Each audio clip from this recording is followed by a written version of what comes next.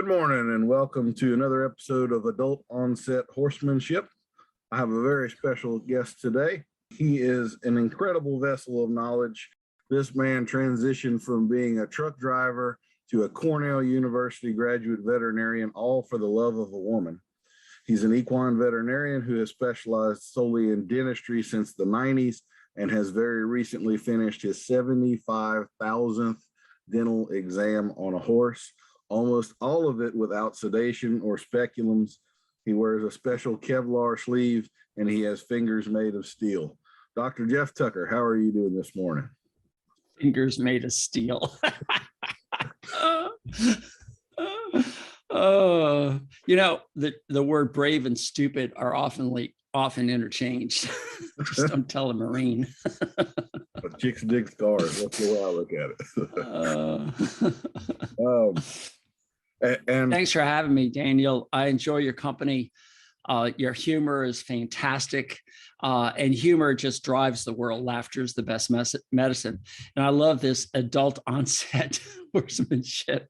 It's just like, that was actually customer used, and I stole it from them. I said that's too good. I'm going to have to steal that one. So, how many of these horse owners have had dreams of being a horse owner, being a star, and then all of a sudden life catches up and they become married and family and kids and responsibilities and getting a job, and then all of a sudden they've got some free time on their hands and they say, hey, let's go buy a horse. And you're like, oh, and that's where you and I come in, because they have no mentors, and the mentors they've got are people who have agendas, who want to get in there and dip into their purse and take their money to do certain things.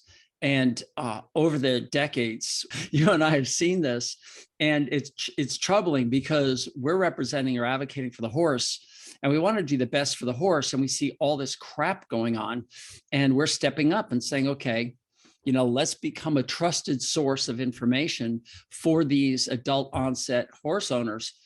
And it's refreshing. It's also confusing, because when you get 3 or 4 different ways of doing the same thing, you're left confused, your head's spinning. You don't know who to believe anymore. But I hope that if people just look at our faces, look at your face, look at my face, we're trustworthy, right? That's right. Good symmetry going on, left to right. Yeah. Uh-huh. You're clean shaven. Which is supposed to mean I'm hiding something, but anyway. Well, I shaved just for you this morning. Oh, well, thank you. I appreciate that. Seldom do men shave just for me, so this is a special treat. No aftershave though, buddy. So calm down. All right. Well, we'll jump into the lightning round questions, which are 4 points. And these are just the icebreaker stuff. So short answer kind of thing. So what is your favorite way to relax? Working on the computer and developing content. So writing, would you say that's one of your, in your own world? Writing, podcasts. I'm doing 2-minute drills when I'm sitting there in the car waiting for the electricity to flow into it. I'll pull out my iPad and my microphone and I'll blast out a 2-minute drill. It's just, it's constant. Relaxation for me is what I do. It's just, I know everyone says it's wrong. You're going to die young. It's just not. I might as well die doing what I love. Sorry, that's just the way it is. There you go. Morning or evening? Morning. Bay or sorrel? You know that all horses are either red or black genetically, right? There's no other colors. It's red or black, and they're all modifications. What about Perlino and Carmelo and Paint? They're all dilutions of black and red. I have a whole podcast on that if you want to know. Whole seminar on that. So I don't care what color. I had a black guy come up to me once in the airport and he says, "Are you afraid to talk to me?" I'm like, "Why would I be afraid to talk to you?" And he says, "Well, I've got black skin and I'm wearing a black do-rag." And I said, "Well, you don't know this, but I'm a doctor, so there's no lie there." And then I said, I've done a lot of autopsies, which he just assumed it was humans. I said, once I get the skin off, everything looks the same. And he said, "I think I picked the wrong person to talk to." You flipped that intimidation factor around on him a little bit there. I'm Huh? sorry. My answer is it doesn't matter whether you're red or black. Good horse is never a bad color. Huh? Mm-hmm. Does pineapple belong on pizza? No, absolutely not. Do you have a Give me pet sausage. peeve? Sausage. Do you have a pet peeve? Liars. Yeah, liars, cheats, and thieves. Favorite beverage? Bulletproof coffee in the morning. Would you like to share with us something totally unexpected about you? I would imagine you're a guy that's got a bunch of those things, but. Yeah, you already gave away that I used to be a truck driver, drove 18-wheelers. I can recite to you a 13-speed, Fuller 18-speed Spicer transmission if you want. And now this former truck driver used to drive 1-ton pickups for a living, now drives a Tesla. So I guess that's the most exciting thing for most people. And I'm a geek. I just, technology is my thing. If you could choose any superpower, what would it be? Getting rid of sleep. Just Okay. get rid of sleep. I love sleep. Sleep is so important. But if I could get rid of sleep, I could just do so much more. I think this one's kind of apparent by now, but thoughts or feelings? Oh, I'm a feeling guy. Absolutely. I wear my heart on my sleeve. I'm emotional. I cried reading my autobiography until the 10th time I reread it for proofing for the editor. And Melissa would say, I'd be sitting there bawling my eyes out. She says, "Oh, you finished the book?" I'm like, shut up. Well, yeah, I'm emotional. Is that out and available for purchase? You want to plug it? Since the days of the Romans, my journey of discovering a life with horses. It's on Amazon. You can get it as part of a membership. If you join the Horse Advocate, you can download it, read it. It's just, how does a guy who dropped out of college 3 times get Cornell to say, yeah, we'll take you in and you can finish your undergraduate here. And then after, my first try to get into vet school, they said, come on in. And then just before I'm about to leave, the secretary for the head of admissions confided with me. She said, "Were you nervous about your interviews and getting into vet school?" And I said, I was sweating bullets down my armpits. And they were just like, I'd never sweat so much in my life. She says, "I don't know why you did that. You were a number 1 choice." And that you could have knocked me over with a feather, because I had no idea. I'm not the smartest man in the world by far. I'm not the smartest man in the world. I can't remember people's names. It's all, my brain is different. There's no doubt about it. My brain is so freaking different. And so, yeah, that's my autobiography since the days of the Romans. Very cool. Do you have a favorite tool or piece of tack horse related? Lead rope and halter. A favorite book or movie? Since the days of the Romans. I have so many favorite books. It all depends on what genre you want.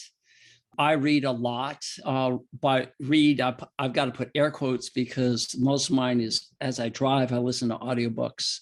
I love Malcolm Gladwell's books, Outliers. I like, is it Michael Green, Stephen Green? I can't remember. Stephen Green was a high school classmate of mine. Greene, Mastery. I love that book. I only bought it because the guy who narrated it, I went to high school with. And in fact, he and his brother were high school classmates. And you actually know one of the brothers, if you've ever watched Law and Order or whatever, he's been in so many TV shows and movies. But he's by far and away, Fred Sanders, the best audio narrator I've ever heard in my life. And through him, I fell in love with the book Mastery. Movies, Apollo 13. I can watch that over and over again. And it's tied with Joe versus the volcano. It just so happens both of them stars Tom Hanks, but they're both life lessons. So that's what I like about you. You're an eclectic guy, very much so. For those who don't know, eclectic just means confused. Is there a preventable question or problem that you get sick of answering or dealing with that you wish the horse world would just figure this out and we would move past it? I know that could be 4 books for you, so just pick some small thing. No, I've learned over the years that I get asked the same questions. They're predictable. I can guess, like name that tune with one note. As soon as the first word comes out, I know what they're going to say. I allow them to say it, and then I just take a deep breath. I find that patience part of my thing, and I just go back into repeating the answer. Whether it's about equine dentistry, equine nutrition, or horsemanship, it's the same story over and over and over and over again. But I just assume that one, nobody's told them. So I've been given an opportunity to tell them that they're actually listening. They've asked the question, therefore they're requesting the answer. I'm not forcing it down their throat. And 2, I've got an opportunity to say it in maybe a different way that they can understand, that maybe you or anybody else has said it and they just aren't grabbing onto it. So yeah, every time it's an opportunity. What is your favorite dinosaur? Yeah, how come you aren't asking me what's my favorite type of music? I mean, you got movies and books. That'll blow, and that you'll never guess. The dinosaur? No, it's not rap. Oh, music? What's that? Music. Yeah. Dinosaur. I think Triceratops. Me too. No. I take that back. Sorry. It's the pterodactyl. I got the T's mixed up. The pterodactyl, because every time I walk out the door from my house, I look up and I'm like, are there any pterodactyls out here about to come down, swoop, pick me up and carry me away? And I'm so grateful that they're extinct. So yeah, that's my favorite. I look up the same way, but I'm looking for wasp. I don't know. I must put off a pheromone that wasps are very attracted to. So I'm in constant fear of wasp. Yep. What's your favorite kind of music? Go ahead and let it out the box now. Well, what do you think? I mean, you've known me a couple of times. I'm going to say you're a blues guy, something like that, or maybe like. Stop. Why do I look like a blues guy? I don't know. I could just see you driving your Tesla with your cowboy hat on, some Blues Brothers sunglasses, and just jamming to it, just going down the road. It's my favorite genre, blues. How did you guess? And the blues goes from, Jimi Hendrix, Eric Clapton, right now, Chris Stone, Ingram, Kingfish. I just found a new artist out of United Kingdom, Danny Wilde, Wilde. She is amazing. And I like, just yesterday, I'm in this funk. Yes, I get in funks. I told you I was emotional. And I turned on a Kingfish song and I'm like whooping and hollering and I'm letting out everything, because the blues, when it's a 3-beat gate, it's just like a canter. When you get going, that da-da-dum, da-da-dum, da-da-dum, I'm just like, it's cathartic. It just purges me of everything. So yeah, the blues. I learned when I was in my mid-20s, I had a job that was very challenging emotionally because of the guy I was working for. And I figured out that country music was not conducive to a good mood. And I started listening to a lot more rock and roll, and it made me a lot happier. It really did. Rock and roll is blues. There's a whole album of Willie Nelson's blues. It's just fantastic. Clint Black had a couple of great blues. It's just, blues is a rhythm. That's all it is. And it's just been around since the beginning. Our last short answer question. Have you ever had a UFO encounter? Yes, absolutely. My wife and I have both seen them. And it's just amazing. And it was up in Ithaca, and the Ithaca Journal, which is the newspaper up there, actually reported it. And one of my clients spearheaded a whole group to follow up. There were 5 or 6 bright lights, and they're all flying in formation. I'll never forget where I was looking up in the sky, seeing this formation come in, and then it stopped and then immediately shot the other direction. 180-degree turn and boom, gone. And I was like, oh goodness. Yeah. No, my wife and I have both seen UFOs. Unidentified flying objects, whether they're from Martians or whatever, I don't care. They're just nothing we know about. So yeah. I had a similar one, and just like you, I could tell you exactly where I was at that moment. And there was just a little pin of light about the size of a star, and it went from this corner of the world to that corner of the world and zigged back, and then disappeared in the blink of an eye. And I know nothing man-made moves that fast, so who knows? Yeah. Have you seen the space station go by? Mm-hmm. Yeah. International. Mm-hmm. It's so amazing. I was bringing the garbage pails back up 5 a.m, look up, and there it goes. It goes. It goes pretty quick, doesn't it? Not as quick as the I was UFO, like, but yeah. it's steady in one direction. UFOs faster than you can blink, and different directions like that. Cool. We have so much in common, man. Yeah. We're going to be taken away by space aliens. Yeah, I'm not saying I've been probed or anything, but yeah, seen a light anyway. Well, I'm going to award you 117 points, which is the high score on this game so far. So congratulations. Oh, wow. So, You know, my wife keeps saying I'm a winner, so it must be true. that is enough for a coupon of 50% off of a unicorn, valid wherever unicorns are sold. So we'll get that in the mail to you this morning. Okay. All right. Appreciate that. You are first and foremost an equine dentist. So why don't you tell us a little bit about the basis of your practice and how you go about things? Like many things in life, you don't know, you don't wake up in the morning and find out that you're going to be, this or that. It just happens. So the brief story is, here I am, a college dropout 3 times. Why do I even bother going to vet school? And now I am in vet school through the process of luck and hard work and the efforts of my wife, making sure I stay focused. And now I found a mentor, and his name is Dr. Jack Lowe. And he's done a lot of work up there, associate professor, retired. And he said to me one morning, Geoff, come here, I want to show you how to float horses' teeth. And I'm like, okay, fine. So I go down the stall, and he promptly takes his hand and sticks it inside the horse's mouth without any speculum. And he shows me how it's done. And I'm like, well, that's kind of cool. I mean, it's kind of scary, but if he says I can do it, and I just saw with my own eyes, a man can do this. So I stuck my hand in, and the first time I felt teeth of a horse, even though my anatomy class taught me the teeth went back that far in a horse, when I was able to stick it inside a living, breathing horse and feel it with my fingers, I was hooked. I mean, talk about landing a fish with one jerk of the pole.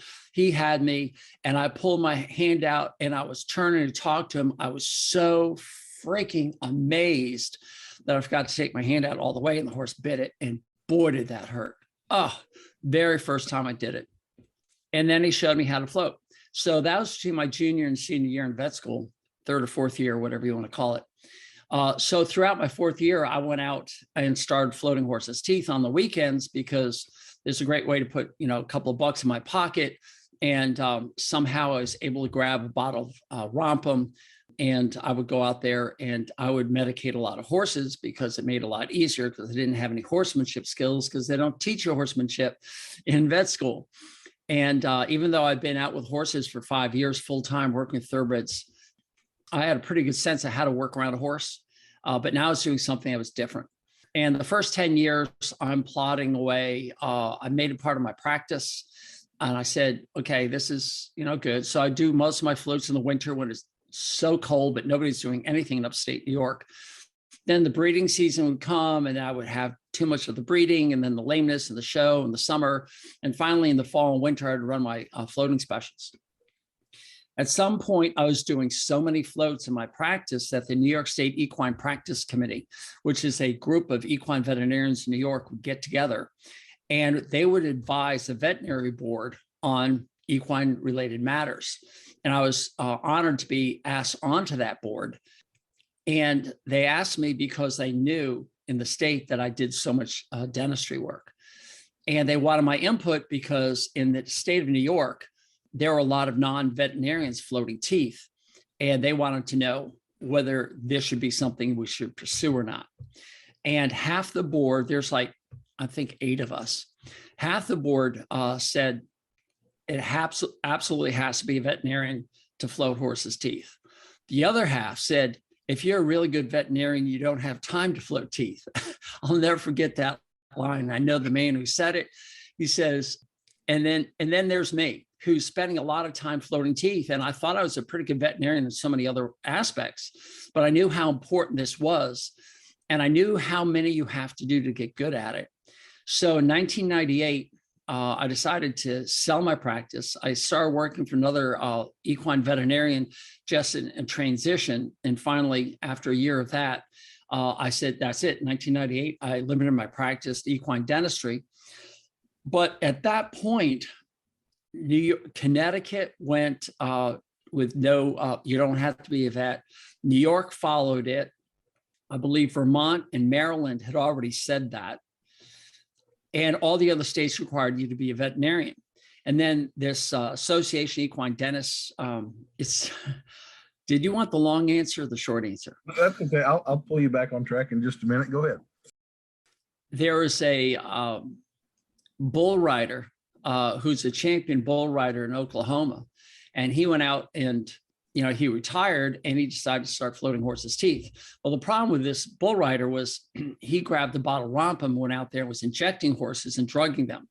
And that pissed off the veterinarians. That just was like not good. By the way, can I do a sidebar? Sure. I was taking pictures when I was a student at Cornell of how to load a horse in a trailer that's difficult. And the guys who were there had actually put a rope around the girth of this horse and up between his front legs, through his halter and through the front of the trailer. And they're pretty much just, using a winch to get the horse in. And that mare lifted her tail and she was so mad and fighting so hard that her urine flew out 12 feet. And I got a picture of it with my camera. And so that's where the term pissed off comes from. I thought you might want to know. So better to be pissed off than to be pissed on. So. Yep. That's happened too, if you've ever delivered a foal.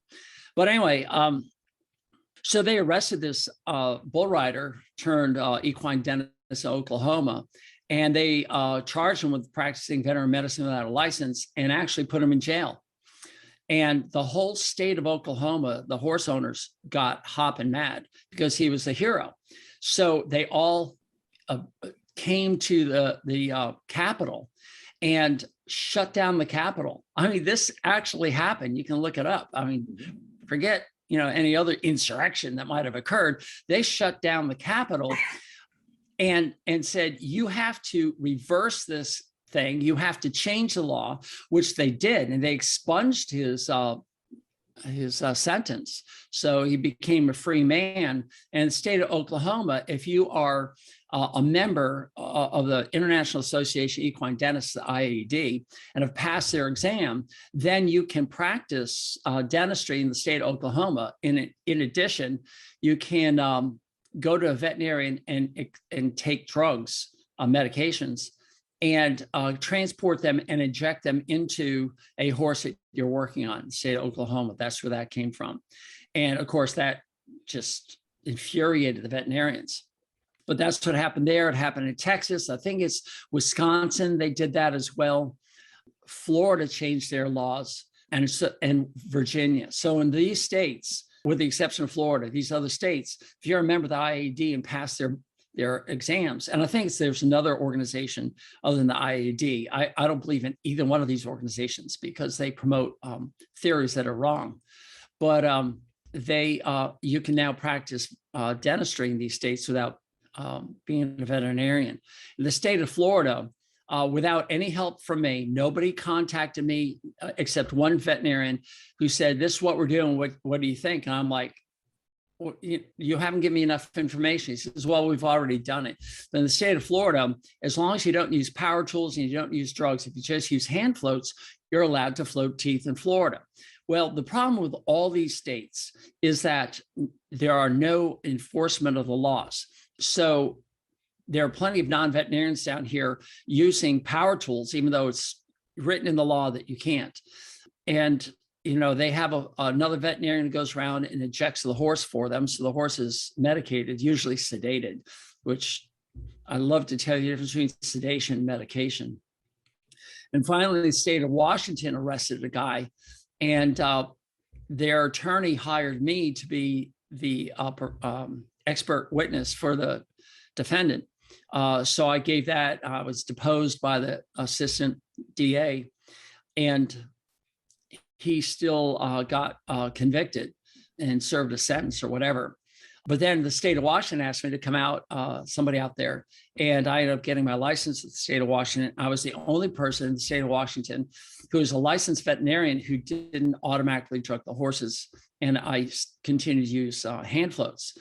And that became so wildly successful that 3 months out of every year, I actually spent in the state of Washington floating teeth. And I made great relationships with everybody, but due to a circumstance that's completely out of my control, I had to cut back my practice. And it just made the most sense to say goodbye to the state of Washington. And I feel bad because I have yet to date with my equine dentistry school, have any veterinarian step up and say, I'd like to learn that. And to be able to offer my clients both the power equipment and the hand floating using horsemanship techniques, I think it'd be a brilliant business move for anybody in any of these states. If you're a veterinarian, they only allow veterinarians learn how to do this, because my clients did not want the power tools. They've had so many horrible experiences with it. So here I am floating teeth since 98 full time. 75,000 horses done. That's a pretty incredible number. It really is. And if I showed you the data, it's accurate from 98. I've recorded everyone since 98, but from 83 to 98, I estimated, kind of underestimated the best I could, like 1983. How many horses did I actually float on those weekends? Who knows, 100? So if you take out 10,000 from that, it's still 65,000 horses, still a lot. So what is your basic, I've got a horse for you to float, you're in the area, you come by, you want to run us through just kind of the basis of what you do and the equipment you use and what you do and don't use, I guess? Well, the derogatory expression that other dentists say, especially the veterinarians, is I'm the guy who has 2 floats in a bucket, which is on the surface, it's actually 3 floats in a bucket. But I also bring with me skills that they just don't seem to care to elaborate on. So when you don't have a skill, if you're not able to pole vault, let's say, this is a new thing. I've never said this before, so I hope this works out. If you decide to pole vault, and this is actually a reflection of Dr. Andresen, who just died at 82 years old, who's still practicing. He's pole vaulting until his late 70s. God bless him. Sorely missed in the North Fork of Long Island. But pole vaulting is, to me, crazy. Who'd want to run with this long pole, I would miss, and stick it in that little hole and lift your body up over a bar that's like 1,000 feet in the air. I mean, who would want to do that? There are some people who can do it. And just because they can do it and you can't do it, you shouldn't go out and say, well, all pole vaulters are crazy. They're just, it's just asinine. What's the purpose? Why do it that way? You're not experiencing this and that, So Dr. Andresen obviously had a different appeal for this, and he could do it and did it well and held the top spot in his age bracket. And others of his age were competing against him. So when it comes to floating teeth, I decided that I would continue the traditional approach of using my hand to feel. And I thought that made more sense than using my eyeballs to see, because I'll walk up, not to you, but let's say to a woman, and I'll look her straight in the eyes and I'll say, okay, I see you. I see your face. Now I'm going to reach behind you and I'm going to feel, there's my hand. I'm going to feel behind your head to see that you've got your hair in a ponytail or a bun and you're using a scrunchie or a clip. I can identify all these stuff just using my fingers to feel. And when I feel inside the horse's mouth, I can feel ulcerations. I can feel decay. I can feel soft gums. I can bring my fingers out and smell stale or an anaerobic infection, an aerobic infection, fermenting, or a decay. So I can feel, and capophagy, of course, the stink of horses that eat their own manure. But I can tell all these things, and I can tell so much. I can be able to identify these things, and then I can do something about the things I can do about, which is my biggest complaint, because everyone says you need a light source and you need visualization to identify all these pathologies in the horse's mouth. I said, great. So you've identified them. You can see them. You can record it. That's great. What are you going to do about it? And they all kind of come to a stop, and they say, well, we're going to watch it, or we're going to extract the tooth, because everyone wants to pull the tooth, air quotes on pull the tooth. And I find that pulling the tooth is like the last resort. It's such a final thing. You can't put the tooth back in. I just went to an older pony I'd never seen before in my life, and it was new to the farm. And I stuck my hand in, and it had a split tooth, a broken cheek tooth. And this pony's like, gosh, it hadn't been bothering me, but now that you mention it, sure, it'd be nice to have out. I said, great. So I threw in my forceps. It was a fourth tooth back on the upper left side, on the palate side, which is the most common place to get a fractured tooth. And I just placed my forceps on it, and through manipulation, pulled it out. And the horse said, oh, thanks. No medication required. I mean, and yet other veterinarians would say, oh, we're going to have to schnock the horse down. We're going to punch the whole tooth out. And I'm like, no, you don't have to do this. And I've done so many this way. It's just crazy. Can I say one more thing? Sure. Why did the tooth break? And nobody addresses that. And why in the same spot on a routine basis? Seems like there's a pattern there, and patterns always require investigation, don't they? Don't they? Yes. So why did the tooth break? Well, technically, the pulp chamber, which is basically a part of the tooth, and there's 5 of them in these cheek teeth, get decay. And the decay works down much like if you have a log that you split for firewood, you put a wedge down the middle of the log and it splits apart. That's what this decay does. And it bends it. And this tooth I took out, you could see it had been bent for a long time, because the base of the tooth before the fracture site was curved. It just had a curve to it. How did it do a curve? A curve. and so it was like, it started bending, and then also goes snap, and it comes off. And it's usually not painful to the horse, which is just crazy. But what caused the decay in the first place? And nobody's addressing that. And of course, decay in human teeth is so simple. You have an altered microbiome in the human mouth. They discovered this in 1932. They discovered that children in Brooklyn who ate oatmeal had a much higher incidence of dental caries or cavities. And they took all the children in 1932 off of oatmeal, and their dental caries stopped. Some of them actually repaired themselves. This was fantastic news. So here it is, 2021, and we're almost at the 100-year mark, 90 years away from this message, and everyone's still eating oatmeal, and we're feeding oats to horses. We're feeding grains and high sugars, and it's causing a dysbiosis, which is an actual term that was started in France. And I just heard a podcast. The man's name is hard to remember, who's the first American physician, functional medicine doctor, to use the term dysbiosis. And now everybody's using it. It means that the biome, the microbes that are in a certain area of the gut, starting in your mouth, going to the back, has been altered. And the number one reason for it to be altered is the food we put in there. And these high sugar content foods are creating a different microbiome in the mouth. And other things are causing a different microbiome. Texas A&M did a study where they flushed out the mouth of a horse, and they identified 700 individual bacteria. And in humans, it's, I think, somewhere between 700 and 1,200 individual bacteria. It's like the Smith family, the Jones family, whatever family, the White family, and one Prevocox one dose of one Previcox wiped out a whole family of bacteria in the horse's mouth. That's just mind blowing. So we're adding these medications all the time. We're sedating horses left and right, not having any clue on what it does to the microbiome of the gut, let alone anything else to the horse. And we're not using the skills necessary to get through the horse's fear or nervousness, anxiety, or pain. And so we just assume that it's better to drug a horse. And it's just like putting all the kids in class on drugs to calm them down. You're not looking at the major issue, the reason for it.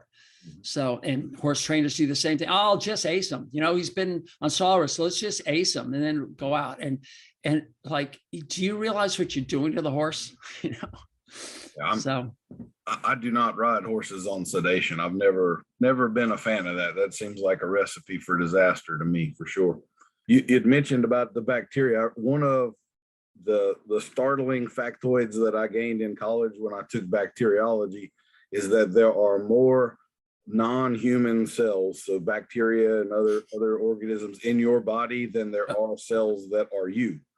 And I just, that was one of those shocking kind of things that most people have no concept of how important that symbiotic relationship is and how dependent upon those bacteria you are. Everybody's scared of E. coli, but you and I both have E. coli in our body right now, and so does every other animal walking around. It's just one viruses. strain. Yeah. And viruses and fungi and parasites. And we're all living happily together. And the more stress you put yourself through, the more uncomfortable they get, the more sick you become. So true. And don't forget, the mitochondria have their own DNA. And the mitochondria, did anybody tell you how mitochondria came around? Well, I listened to your podcast, but go ahead. The mitochondria, the furnaces, are the energy producers that are inside every cell. There's anywhere from 1 to 10,000 mitochondria per cell, depending how much energy, how many factories of energy you need, how many power plants you need. The retina has a bunch, your prefrontal cortex has a bunch, your heart has a bunch more mitochondria than any other organ in the body. And the organ that has the most mitochondria are, believe it or not, the ovaries. And that's just fascinating. And what's even more interesting is when the male sperm penetrates the egg and to create the zygote from which the fetus is formed, all the mitochondria, the sperm is in the tail and the tail gets jettisoned. So all the mitochondria that you have come from your mother, which is just fascinating. They have proved that there's some other mitochondria in there that might not come from your mother, but a high percentage, well into the 90s, is from your mother. And these mitochondria date back to when we had methane for an atmosphere. And as that methane started to change over to what we have now, which is called air, the air is about 20% oxygen and about 78% nitrogen. And as oxygen crept up from 0 to 3 to 10 to 12 to 17%, our bodies are saying, we don't know how to take care of this. We don't know what to do with this oxygen. I mean, everything seems to need oxygen to run, but we're horrible at making energy from oxygen. And over on the side was this little bacteria says, look, I'm really good at making energy from oxygen. I'm just horrible at finding the food I need. Would you like to shack up together? I mean, that's the number one reason people get together, right? Is to split the rent. That's right. And so the mitochondria moved into the cell and they started to live symbiotically. So our purpose of our mouth is to throw in raw materials. And that goes down into this refinery that we call our digestive tract.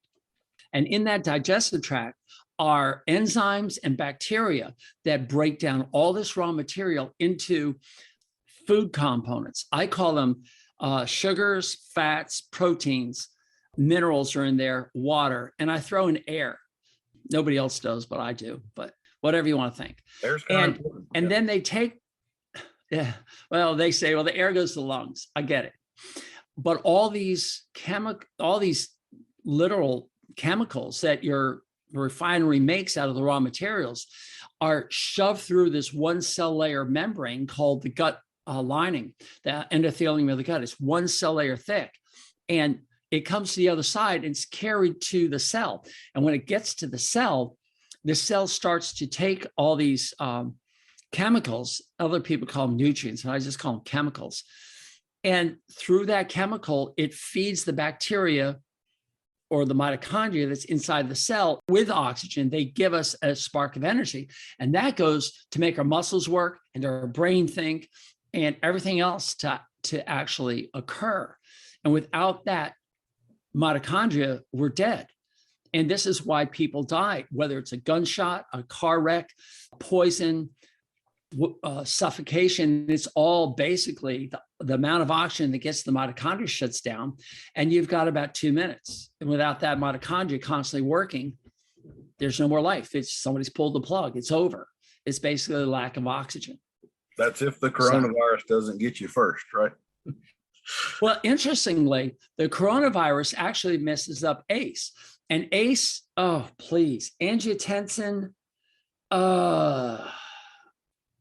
something or other enzyme. Why can't I remember the C in ACE? And that enzyme is so important to activate angiotensin to keep our blood pressure correct. And those ACE enzyme is throughout your body.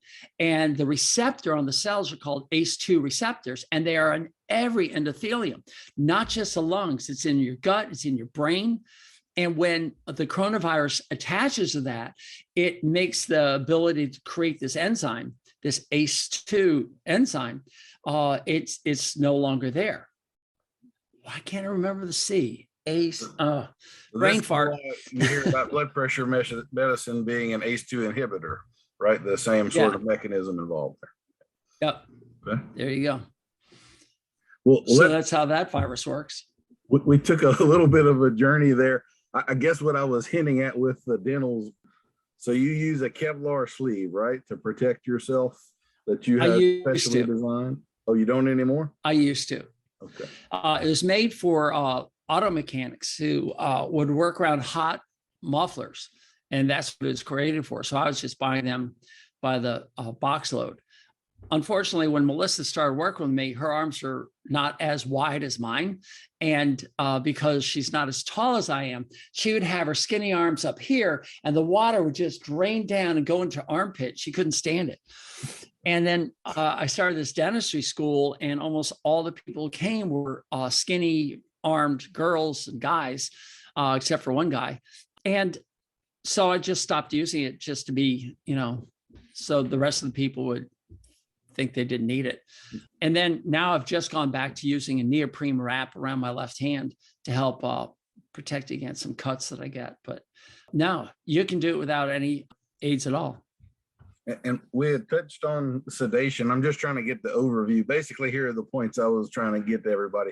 He doesn't use sedation except in about 7% of cases. Is that correct? It's actually 3% year after year after year.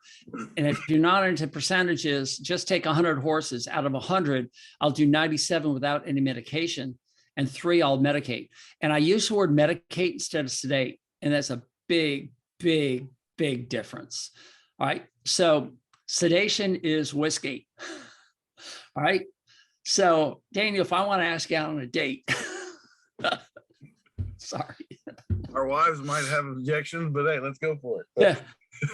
Well, the point is, on a date, if you don't have any skills building a relationship, you'll just get the person drunk. Mm-hmm. All right. So you just get them drunk, and then they really don't have a say. You don't even know if they're enjoying the date or not. But if you're going on a date and you have a whopping headache and you really want to go on the date, you like the person, you're going to ask for a pain medication. And so the medications I use are targeted pain medications that kill the pain inside the horse's mouth, which is so important because almost every horse says, oh my gosh, thanks, go to work, doc. I feel so much better. I mean, without exception, you can just see them say, ah, and they're not with their nose on the ground. They're not struggling to stand up. They're basically standing there saying, I don't have pain anymore. Dormocidine, ditomidine, is a classic sedative that has absolutely no pain-killing powers in the mouth, none. And people use dormocidine or ditomidine all the time to sedate these horses with dentistry, and then they keep fighting. So they're given a second, even a third dose, and they fall down. Well, that's because they're not targeting with the appropriate medication for the problem. Take the pain away, the horse will stand there. Now, for those horses that are actually afraid, and you and I have seen horses that are afraid, they have this huge block. I'm a man, I'm a vet, I've had bad experiences, I can't tolerate this. That's where I use an anti-anxiety, or what they call an anxiolytic. The best example would be Valium. Valium works great in a horse. Diazepam and midazolam, those are the three you can use, and you get in there and it dissociates that anxiety from what's happening. And that allows the other painkillers to actually kick in and do their job. And what's interesting is I'll use these the anxiolytics maybe 2-3 times on a horse. And by the time the fourth time comes, I say, come on in, doc, we're friends. This is good. The pain is gone, their anxiety is gone, and they no longer need to be medicated. It's so fascinating to see. And the other medication I use is a potent morphine-like drug, butorphanol, trade name Torbigesic, and there's others. So it's a combination of 2 different painkillers, xylazine, which is wampum, which does give a little bit of sedation. That's not bad, just a little bit. It is also a potent painkiller for the lining of the gut, from your lips to your anus. This is why every horse that gets colic usually gets a dose of wampum just to calm the pain down. Then I hit it with a morphine-like drug. And then if I have to, I'll add midazolam, which I might use 1 dose a month, maybe. So long answer for your short question, isn't it? Medicate, don't sedate. And forget tranking. Forget the word tranquilizer. That's acepromazine or reserpine. And you don't want to use tranquilizer for dentistry. So do you find, even though these sedation, I don't have a lot of experience with sedation other than when a vet has, we're castrating a horse or those big sort of things. I've always assumed that there was such a disassociation that there couldn't be, I would want to use the word training involved, but that they couldn't then reassociate, so there wouldn't be an improvement over time. But you see with proper medications that they are actually in a learning environment, and there is a change that occurs over time. Yeah, the dissociating anesthetics would be ketamine, and that's why you don't have access to it as a controlled substance.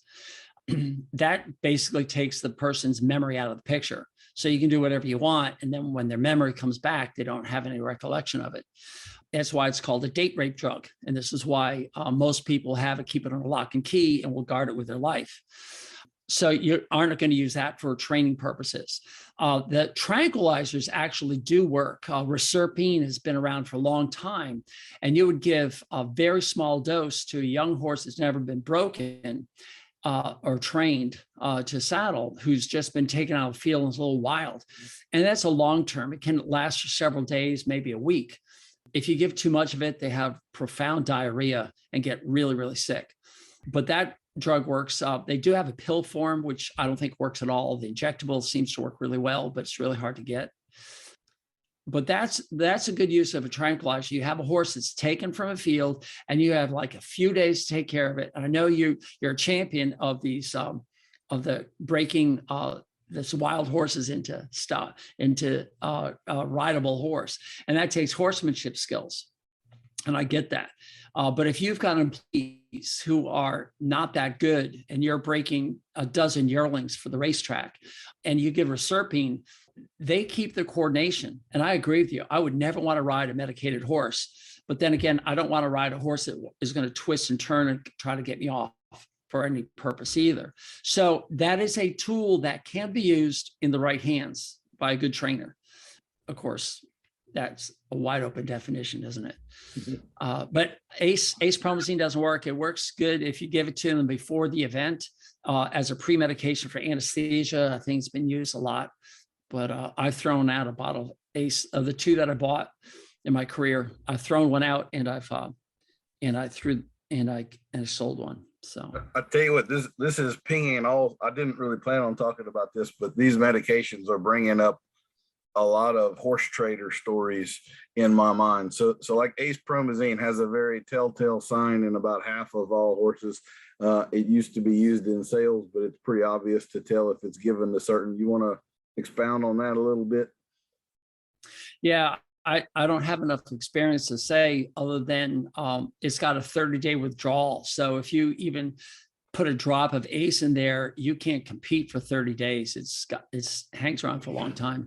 Well, but it causes relaxation of the penis, right? So, Oh yeah. Well, like if you ever at a horse sale and it you says, notice a gelding come through the ring and he's dropped, then he probably has sort of a glassy look to his eye, and he's probably not going to be as calm as he is right now in about 2 or 3 hours. you know, it's interesting about ACE. If you pull out that package insert and read it, it recommends not to give to male horses because the male horse has a muscle who's, I'm going to butcher the name, the retractor penile muscle or something like that. And with the use of ace promazine, it sometimes paralyzes it. When that happens, the penis never gets retracted up into its sheath. When that happens, it becomes exposed to the environment. When that happens, it gets like destroyed and has to be amputated.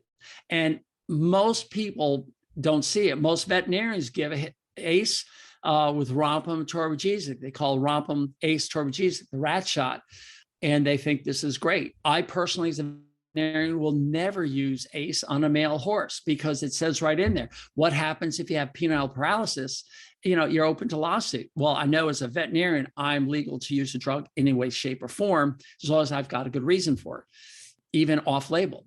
But why would I want to risk that?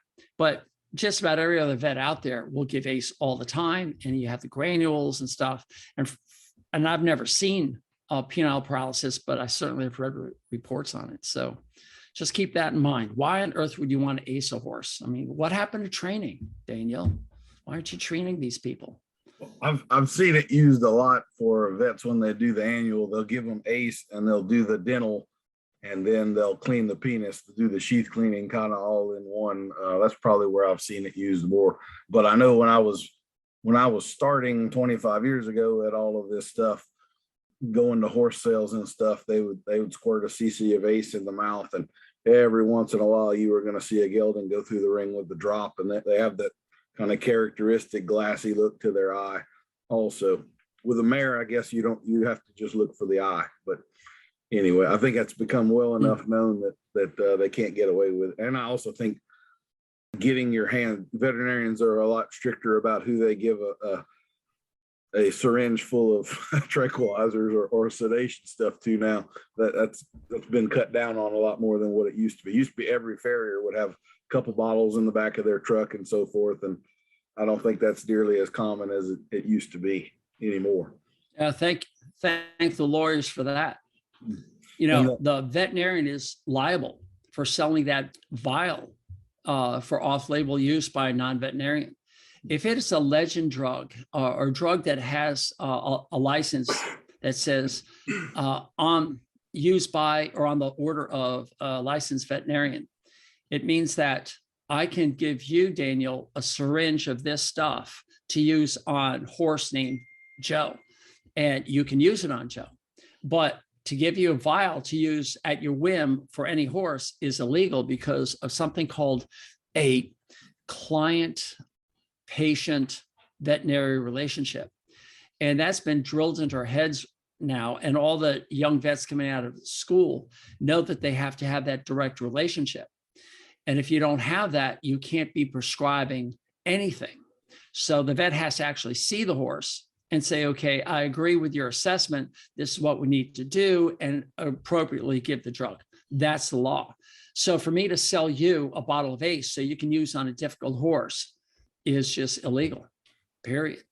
And a lot of those drugs can have bad reactions, and veterinarians also have bottles of other chemicals that can reverse such things just in case that happens. And the average person out there wouldn't have that kind of a thing. So you could really get yourself into a lot of trouble with some of that stuff. Yeah, veterinarians inject a lot of horses. You know, a vet who's been around for 10 years, has injected thousands of horses and has a good understanding. Like people ask me, so what's your dose for working on a horse? And I'm like, well, it depends on the horse. It depends on so many things. Well, how do you know? I don't know. I just get to the horse. I can feel the horse, its energy. I know what the problem is going. And so I'll adjust my dose, and I usually go under because you can always add more. So that's how I look at it. It's an art form. And I guess we are getting into a lot of vet talk here. So do you feel like a disclaimer of you're not their veterinarian is warranted, or are we good? Or Yeah, it's always, I'm here as just a source of information. I'm not your veterinarian. You have to keep your conversation of your horse and what you want to give between you and your veterinarian. You have to trust your veterinarian. On that note, there's a lot of people who don't trust their veterinarians. And that's the shocking part. The amount of veterinarians that are working on horses is decreasing so rapidly that our parent organization, American Association of Equine Practitioners, has now put together a think tank of 2 veterinarians to address this problem of attrition of horse vets. And so, oops, my dog just came in. My dog is going to leave. that's okay. We're animal friendly. No big deal. Yeah, I'm animal friendly too. I'd stay out. That's okay. I was talking to my wife, who I've been married to for 44 years. Same woman. Go figure. Why she puts up with me, who knows?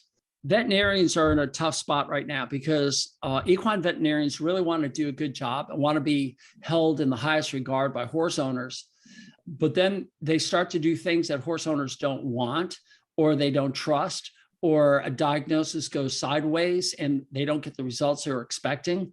And then the veterinarian doesn't have great people skills, communication skills, and things fly apart. And I find that the older the veterinarian, like Dr. Andresen, the better and more loved he is. And the younger veterinarians are coming out, they're trying to do a great job, but their brain is swollen with so much minute information that they don't know exactly how to go from point A to point B without taking 100 different stops. And you as the horseman say, well, doc, I mean, it's just, a cut. Can you just, put some sutures in it? Well, no, because we've got all these, he could be Cushingoid, and you're like, oh, yeah, and they don't even know what Cushing's is. I did have one of those bad experiences. I had a vet clinic that I was using. It was 2 ladies, and one of them was the one I normally use was pregnant, and she was having a troubled pregnancy, so she was on bed rest. And they hired another young lady that I'm guessing was about 2 weeks out of vet school. And I had an appointment to castrate a stallion, and she came out and she forgot to glove up. She didn't sterilize her tools. I mean, every step of the way, I'm stopping her and going, hey, don't you want to maybe do this? And you could tell she was in that state. She just had so much going on. It might have been the first time she was ever going to castrate one all by herself. And I felt for her, but at the same time, I felt like I needed to speak up a couple of times to make sure we didn't. I would have loved to be that first-time vet at your place, because you probably nurtured her, mentored her more than anybody else had. But what about the lady owner who has just bought a horse, doesn't know anything about it? I was in their backyard and she walks in, and that owner's of no help to the veterinarian, and the veterinarian's no help to anybody. And it's a disaster. But I'll tell you a story. Sure. You know a story? Absolutely. I'm fresh out of vet school. I mean, just fresh out. And I haven't started my own practice. I basically had, on my first day of vet school, on day of graduation, I was going to my first horse call. Passed my graduating class, all drinking beer and eating cake. And I said, I'm not really into that. And there was a veterinarian about 45 minutes away who needed some help. And he did cattle, mostly dairy cows. And so I said, okay, I need money. So I became a dairy cattle expert overnight. And I'm a horseman. So you don't want me showing up on your farm to do any dairy work. And one of my first nights, I would go to this man's house.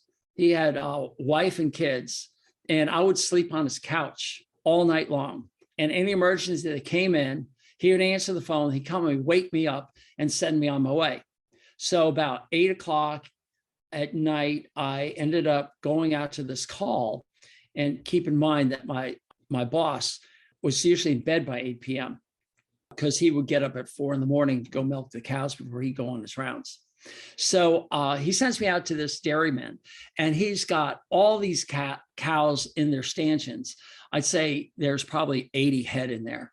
And he walks me down this one cow, and he says, she's having trouble, delivering. I know she's trying to deliver a calf. So I go in there, reach in, I said, this is a huge, huge calf. I don't know how I knew it was huge, but I knew it was huge. And she just couldn't push this thing out. And so I said, I need to call the boss. So I go on call, and he's like half asleep. What? I said, this cow needs a cesarean. And he says, all right. And I told him why I was going to do about it. He says, all right, good luck. Click. How many freaking cesareans had I ever done in my life? 0. and I'm like, all right, well, and I forgot to tell you that in this dairy barn of 80 cows, there's probably a dozen incandescent light bulbs at 60 watts. Mm-hmm. All right. So it's this dim yellow light throughout the barn. And I go back to the dairyman and I said, yeah, Doug agrees. Time to do cesarean. He says, okay, well, if you need some help, I'll be inside.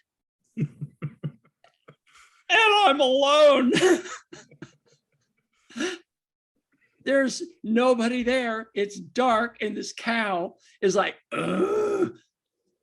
So I was thrown into the fire, and I did the incision down the side of the cow, exteriorized the uterus, cut into the uterus, pulled out this, I'm going to say 100, 120 pound. I mean, it's just a huge bull calf. And he couldn't even hold it because it's slimy and it's heavy, and I just kind of broke its fall to the side. And I was so pleased because the bull calf was alive. It was breathing. I felt so good. And then I looked up and I said, oh crap, I got to put it back in and sew it all back up. Yeah. Trial by fire is great.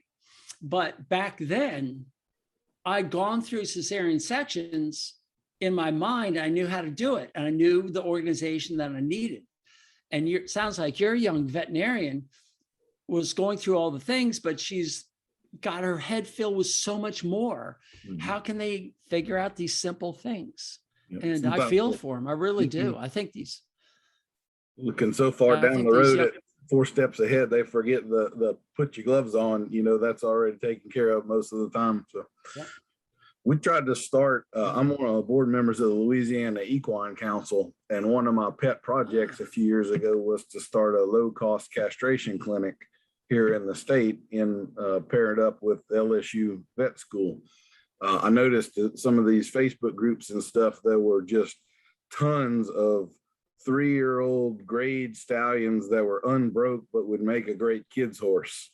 And it just floors me. To me, a grade horse should never be a stallion in the first place, just because of the value and so forth. But apparently there were a lot of people that couldn't afford the $150 to have these things castrated. So we started doing about 20 of them a year with LSU Vet School. And I thought it was a great thing because I bet most of those students probably witnessed 2 or 3 and may get to help on one. But if we give them a whole other horse to castrate, that's, they just doubled their actual experience before they get out into the world by themselves. So win-win for everybody. Good on you. I'm so grateful for you, Daniel, for doing something like that. Well, it's since fizzled out, but anyway, we did it for a little while. So I'll tell a story. You were just telling about the birthing process there. When I was in college, I worked for an older gentleman that had a bunch of cows and some horses, and his wife had some peacocks, and I was just kind of the young manual labor helping to take care of everything. And he had a bunch of Hereford cows, and one of his old cows was due big as a house, and she had gone septic where, we were expecting her to calve and it had been 2 or 3 days, and now you're kind of smelling her a little and it's looking pretty nasty back there. So we get her up and we go to feeling around and trying to pull calves, and sure enough, we pull, just like you said, 100 and something pound bull calf out of her. And I'm just in college, just starting to get, like we were talking about, where they're throwing all this knowledge out of me, but I don't have a lot of practical experience. I know just enough to be dangerous, I guess. And I say to him, well, we're both already nasty and covered with slime. Might as well reach in there and check and make sure that there's not another one. And as you know, twins in cattle is not a real common thing, but why not? So he reaches in there, and sure enough, he feels another leg, and we pull a heifer out of her. And I don't know what occurred to me, but I said, well, hey, we're still slimy. Might as well reach in there. There were 3 dead calves in that cow. All the pasture breeding. Goodness. I mean, if you do ET, repro work, it's possible to get multiples like that. But on a pasture bred triplets, I've never seen another one or really even heard of another one. Wow. So anyway, there's my little out of the blue story for that. No doubt that cow would have died if we hadn't gotten them all out of her. That just is that little voice inside of you, that you have to pay attention to. Hey, go and check for another one. Why? There's no, what's the chance of that? Earlier, we had kind of gotten a little bit into flirting with leaky gut syndrome and the blood-brain barrier. Do you want to revisit that a little bit? Because I think that's a subject you have a lot of good information on, and I would be interested to learn a bit more about it. Every section of our body has a 1-cell thick lining that is all that's needed to keep what's on one side out of crossing over to the other side, with the exception of specific molecules. We have the gut lining, the endothelium, that allows water through it. It allows minerals that are chelated to come through. It allows short chain fatty acids just pass through. It allows glucose to come through to be picked up by insulin.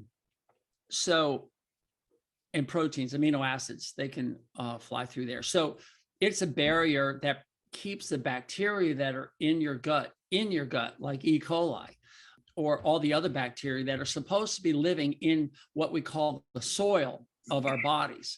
And it's one of those things that you want to think about for just a second. When you look at a tree or a plant, back here, you can see over my shoulder this tree, and it has roots that go into the ground. And in that ground, that soil, are countless numbers of microbes that are doing exactly what's inside our gut. So animals, because we move, we don't have soil. Can you imagine? Excuse me, Daniel, I have to take a break. I have to stick my finger in the soil to get some nutrients, So we carry our soil with us. And we even use the word soil for our manure, except usually it's when the manure comes out unexpectedly and you soil something. But it is our soil filled with microbes. And it's those microbes that feed us. That's the part that is so hard to understand. That taco and that, Slurpee that you got is not feeding you. You're feeding your gut bacteria. And that gut bacteria will break it down into things that can come in, and things that don't want to be in there, they send out the other end. The things that don't belong there are plant lectins, which are those proteins that can cause inflammation. So they're supposed to go out with the manure. And that keeps our body pristine. Unfortunately, with the abundant variety of foods that we have now available that we didn't have 1,000 years ago, or even a couple hundred years ago, we now have these foods that are carrying in things that maybe don't belong there, and our one-lining gut gets overwhelmed. There's something called zonulin. There are these tight junctions. A tight junction is one cell sits next to another cell, and it glues itself together, and it is impermeable. But with some of these chemicals that we bring in, we start to create gaps, and that gap is what we call leaky gut.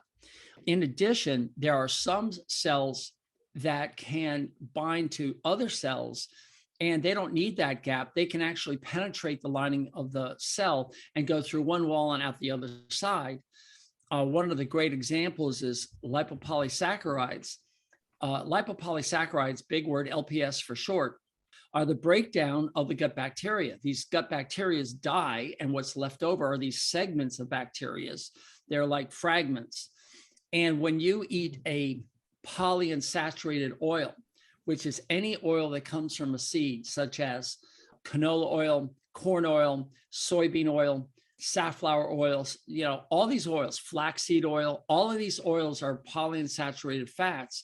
They will bind to the lipopolysaccharides, and that unit can pass through. And they found in humans that these combinations of lipopolysaccharides and polyunsaturated fatty acids, that combination they found in the joints of humans. And if you have achy joints throughout the day, or especially in the morning, you get rid of the polyunsaturated fatty acids in your life and only eat oils from fruits like coconut, avocado, and of course, olives. All that achiness goes away, which is kind of fascinating. If you stop eating fruits and vegetables that have lectins in them, like the seeds and the skin of tomatoes, which is a fruit, if you stay away from legumes that haven't been pressure cooked, then those lectins no longer penetrate the bowel and create leaky gut. So this is so cool. So the foods that you put into your horse, I assume, are going to be the same as any other mammal out there. You have a one cell layer thick with these tight junctions, and these tight junctions break down, or the foods penetrate the cells, and they get on the inside of your body, where your body mounts an immune response.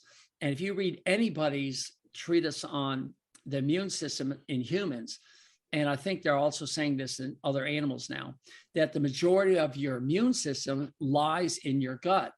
Some people say 80% of your immune system is sitting right on the other side of this endothelial lining to attack all these attackers, to calm things down.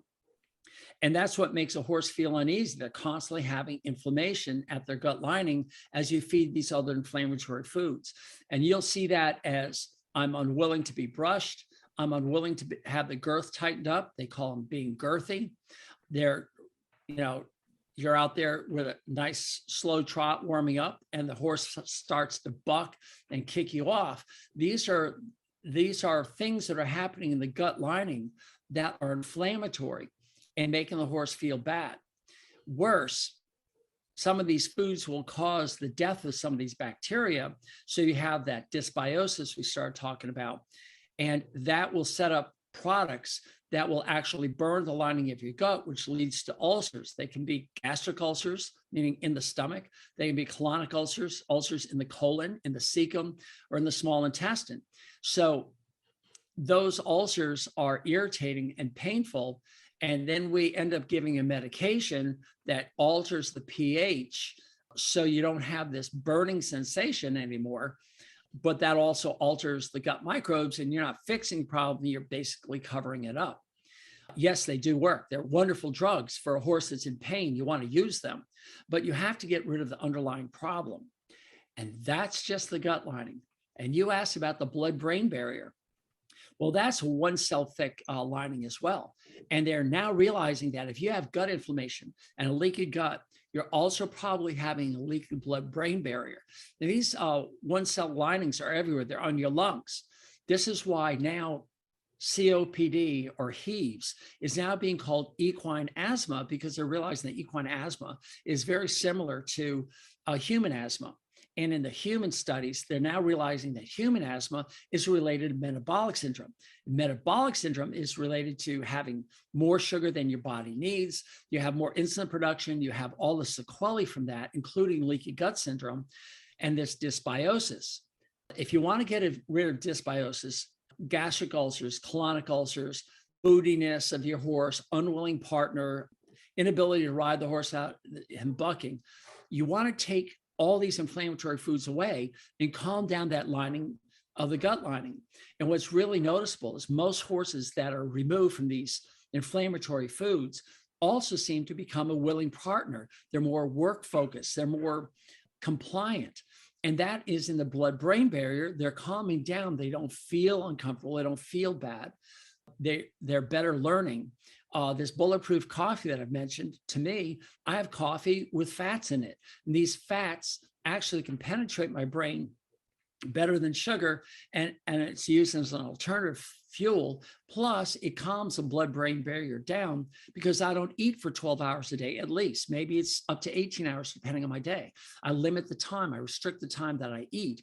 And this is well documented in humans. And now we're starting to see that in horses, maybe they do need 8, 10, 12 hours away from food. Everyone says, oh my God, we can't do that. A horse needs to be eating continuously. And I'm like, prove it. Where's the science? Everyone wants to believe the scientists, but every scientific study out there in nutrition is biased and it's unreliable. And that's been documented over and over again by really, really smart people. So here I am talking about what scientists are discovering is a blood-brain barrier, the gut barrier, your lung barrier. We're all into the lung barrier now with this COVID infection and how it's affecting the lung barrier and surfactant production. And we have difficulty breathing. And then they put us on a ventilator because we can't absorb the oxygen. Without oxygen, you die. So we have these linings everywhere. And they're now discovering that there's something called the vagus nerve. And I was taught in vet school that the vagus nerve goes from the gut to the brain and is sending signals up. And actually, I was taught that the brain was sending signals down to, well, it's a two-way communication, they now know. And in fact, it's mostly from the gut to the brain. And they're actually seeing some of these lectins actually climb on these nerves and follow the nerves up into the brain and cross the blood-brain barrier, causing brain inflammation. And now we know that cognitive decline, cognitive dysfunction is basically secondary to metabolic syndrome. Be specific, it's type 3 diabetes by most people now. So there's a whole bowl full for you, Daniel. I just dumped a pile. No, that's it's good. All connected. So would you like to, I know I'm keeping you brief here, and I'll just say, Dr. Tucker also has a podcast called The Horse's Advocate. He gets, as you can tell, down to the cellular level about a lot of stuff. If you are kind of geeky like I am, I love your podcast. I listen to every single one of them. So if you're more interested in nutrition, he's got tons and tons and tons of information. But would you give us the summation of a dietary recommendation that you would have of a better way to feed your horse rather than the way most people go about it? It's a great opportunity for me to try something new. I have two questions. Question number one, how's what you're doing working for you? And if it's 100% working for you, everything's going great and you have no problems with your horse, then don't change. But if it's not working for you, if you're having a horse that is obese, is having metabolic syndromes, is breaking down because it's lame, it's been diagnosed with Cushing's, it's non-sweating, it's narcoleptic, which means it falls asleep while standing. If you've got any issues with your horses that's not perfect, then what you're doing isn't working. My second question is, how on earth did these horses survive for 55 million years without our help? And all of a sudden we come along in the past 4,000 years, and especially since 1973, when I started with horses, yes, for you guys who are math challenged, that's coming up on my 50th year. We treated horses completely different back then. And my boss had the money to buy anything she wanted for my horses. I mean, we raised hundreds of horses on their thoroughbreds that went to the racetrack. How did they live without all these supplements, with all this stuff? And if you go back to 1973, we were getting hay delivered by tractor trailer though. But what about 1963? When we barely had any interstate systems, 1953, when Mack trucks were barely in John Deere tractors, and who the heck had a baling machine? You go back to the 40s, which wasn't that long ago. How did horses get their nutrition? And all of a sudden, since the 70s and certainly the 80s and 90s and 2000, I mean, I can pick up a magazine. This one just came in the mail, all right? The horse, all right? And what's on the back? We have laminitis, number 2 cause of death. And this is, I haven't, okay, wellness ready measures insulin, delivers results instantly. Okay, insulin is coming up to the forefront. Here's Equithrive, and I go through here, and there's so many feeds and so many companies that are saying, and Care Credit, of course, and these are big sponsors. Pro Elite, right? Unparalleled Nutrition, and you're sitting here wondering what to do. And the reason I got this, it just came in the mailbox just yesterday, and on the cover is this one, When Less is More. And I'm like, holy moly, maybe my message is getting out. I don't know. They certainly didn't call me up for my thoughts, but the bottom line is, to answer your question, less is more. Just think, a horse is probably the only true herbivore that you know, unless you have cattle or goats or sheep, okay? But it's truly an herbivore. And we're trying to, a vegetarian, if you will, we're trying to feed them like carnivores. We're giving them feeding times, or feeding meals times. And then, oh, I love it when the brain farts like that. And we're trying to fine tune everything. Now, you could ask me, do I take supplements? And my wife and I have decided to look at a couple of different things, because we still aren't feeling 100%, and we listen and we're trying things. And are there supplements available? I just listened to a great podcast that the Florida Veterinary Medical Association had. And it was Dr. Jane Manfred from Michigan State University, Jane Manfredi, who talked about equine metabolic syndrome and PPID in horses, which everyone knows is Cushing's disease. And it went on and on and on. But I found that at the very end, she said, you need to be giving your horse resveratrol. And that's what's in wine. So I guess we're going to crack some wine bottles, great red wine, pour it down our throats. I mean, the horse's throat. Oops, Freudian. Anyway, and she was saying that I noticed that in the last podcast, you made a Freudian slip there. That's when you say one thing, but you mean your mother, right? I've been waiting on using that joke at some point for like 5 years. So I had to slip it in there. That was good. But she started to use the words that functional medicine doctors are saying. She says obesity and insulin resistance equals inflammaging. And inflammaging is the catchphrase now, where our aging is accelerated by the more systemic inflammation that we have. And she was really good to explain how the fat cells, when they increase their fat size, I've been saying they release cytokines, and she was very specific. She says tissue necrosis factor alpha and different interleukins, ILP6, ILP1. And these are inflammatory, and they go out and create systemic inflammation. So the more sugar you feed, the more fat is, that sugar is turned into body fat. The more body fat fills in that fat cell, and that releases more cytokines. And some of us remember cytokine storms from this COVID deal. Well, if you're fat, that is going to have a higher level of these cytokines.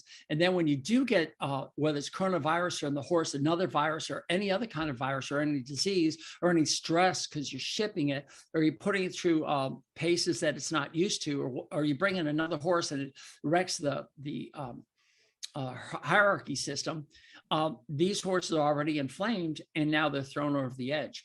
So my advice is less is more. Go back to what horses were eating normally in the 1950s. I mean, let's just pick a nice round number, the 1950s. Unfortunately, most of us can't afford a lot of pasture. I mean, we can barely afford an acre, and we have 3 horses. Something's wrong there.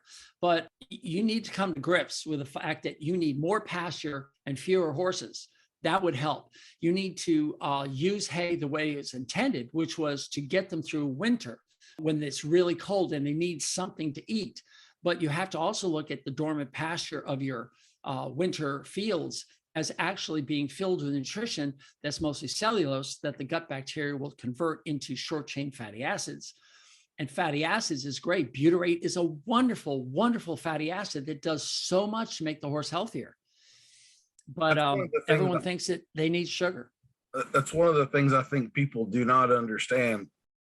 A horse, and feel free to interrupt me, but a horse's digestive system consists of a single stomach. They're a monogastric, and then we have the small intestine the cecum and the large colon. And the cecum is unique in a horse in that that's where we have the breakdown of cellulose, and that's why they can digest grasses and things. The way, like, we're also monogastrics, but we eat fiber more for filler and to go through us without effect, whereas they actually can break down fiber. And the weird thing, or the counterintuitive thing, is that they turn fiber into fat, which is not what you would think intuitively they get from it. But that, in fact, is how they're fueling themselves off of hay and to some extent grasses, is by extracting fat from it. So they really are running more on fat naturally than we have any concept that they are, in my opinion. Nailed it. So we've heard of structural carbohydrates and non-structural carbohydrates. Anybody? Non-structural and essays.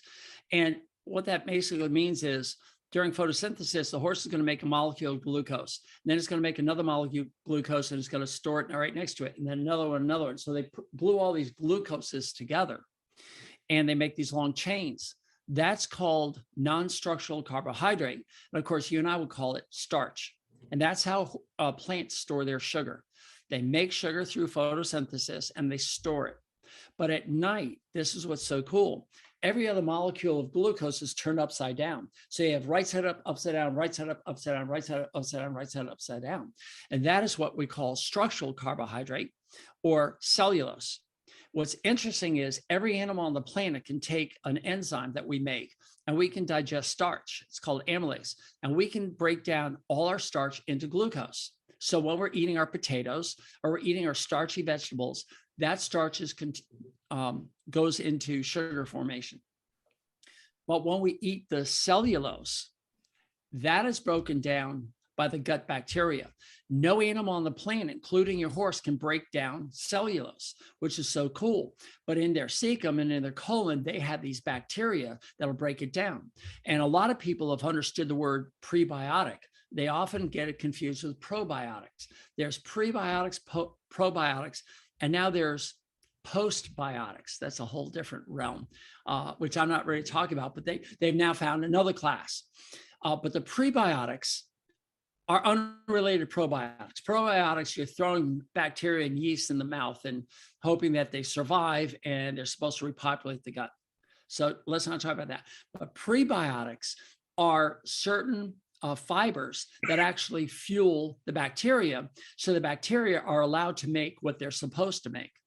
Fermented food is really good for us. Sauerkraut is a great example. Unripe fruit can put in some starches, fiber that's in there that like unripe bananas can actually help feed the gut and create these really beautiful butyrates and other short chain fatty acids. The cattle, all ruminants, have that 4-chambered stomach. And what makes them different is they can take lignin, and lignin is cellulose on steroids. It's what creates the bark. It creates the trunk of the tree. It's woody, if you will. Lignin is woody. And ruminants can eat woody things and survive on it. But horses don't have that ability. So horses are like tapirs and like rhinoceroses. And I picked those because they're all odd-toed ungulates, or hooved animals that have 1 or 3 toes. And they have these hindgut fermentation containers that will ferment the fiber into these acetate, pyruvate, and butyrate. These are short-chain fatty acids. What they also do, what the bacteria also does, is they make all your vitamins. Every vitamin that the horse needs is basically made by the bacteria. And if you have a vitamin deficiency, it could be that you're actually consuming them faster than you can make them.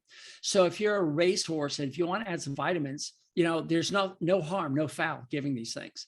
But for instance, biotin, everyone gives biotin to the horse's hoof to repair it. But what they don't realize is biotin is vitamin B7. It's a B vitamin. The gut bacteria make it. But if your gut bacteria aren't making biotin, it could be that you're not feeding correctly and they're not getting enough fiber to feed that gut bacteria to create the biotin. So all vitamins are made by the gut bacteria. They get their preferred fuel, which is fat. That drives the muscles. And I love it when horses, trainers come to me and say, well, how do I feed my competitive horse? I'm like, no sugar. There's enough sugar in the hay that you're feeding and in the forage that you feed. There's enough sugar to keep the brain functioning and all the other processes. Sugar is not evil. It's the excess amount of sugar. Sugar in excess of what the body needs for the day. That's where you have increased insulin. That's where you start to get insulin resistance. That's where you start to create body fat. So if your horse is increasing body fat, the only reason is because you're feeding glucose in excess of the body fat of their needs. And it's being converted into, the glucose is being converted into body fat. Maybe I need more coffee. Oh, I was going to say that's one of the, we see these trends in the horse world. And it seems to me that these days I only see two kinds of horses.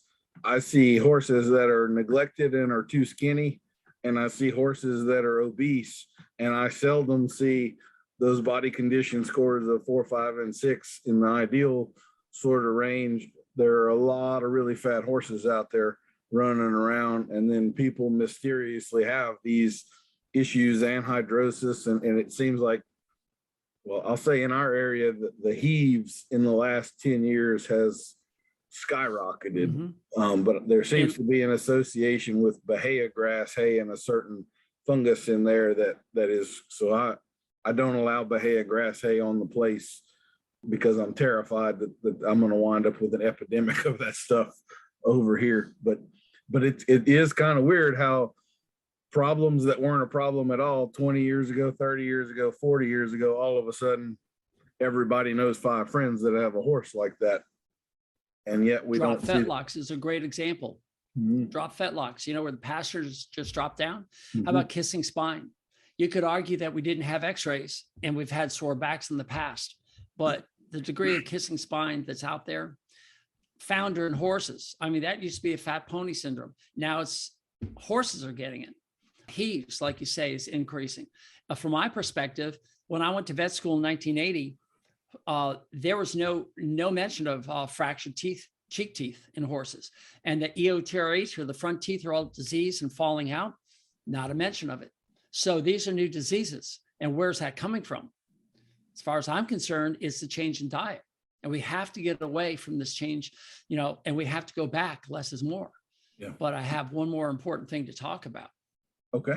Because you asked me, how do you feed a horse? Well, feed it like it used to be.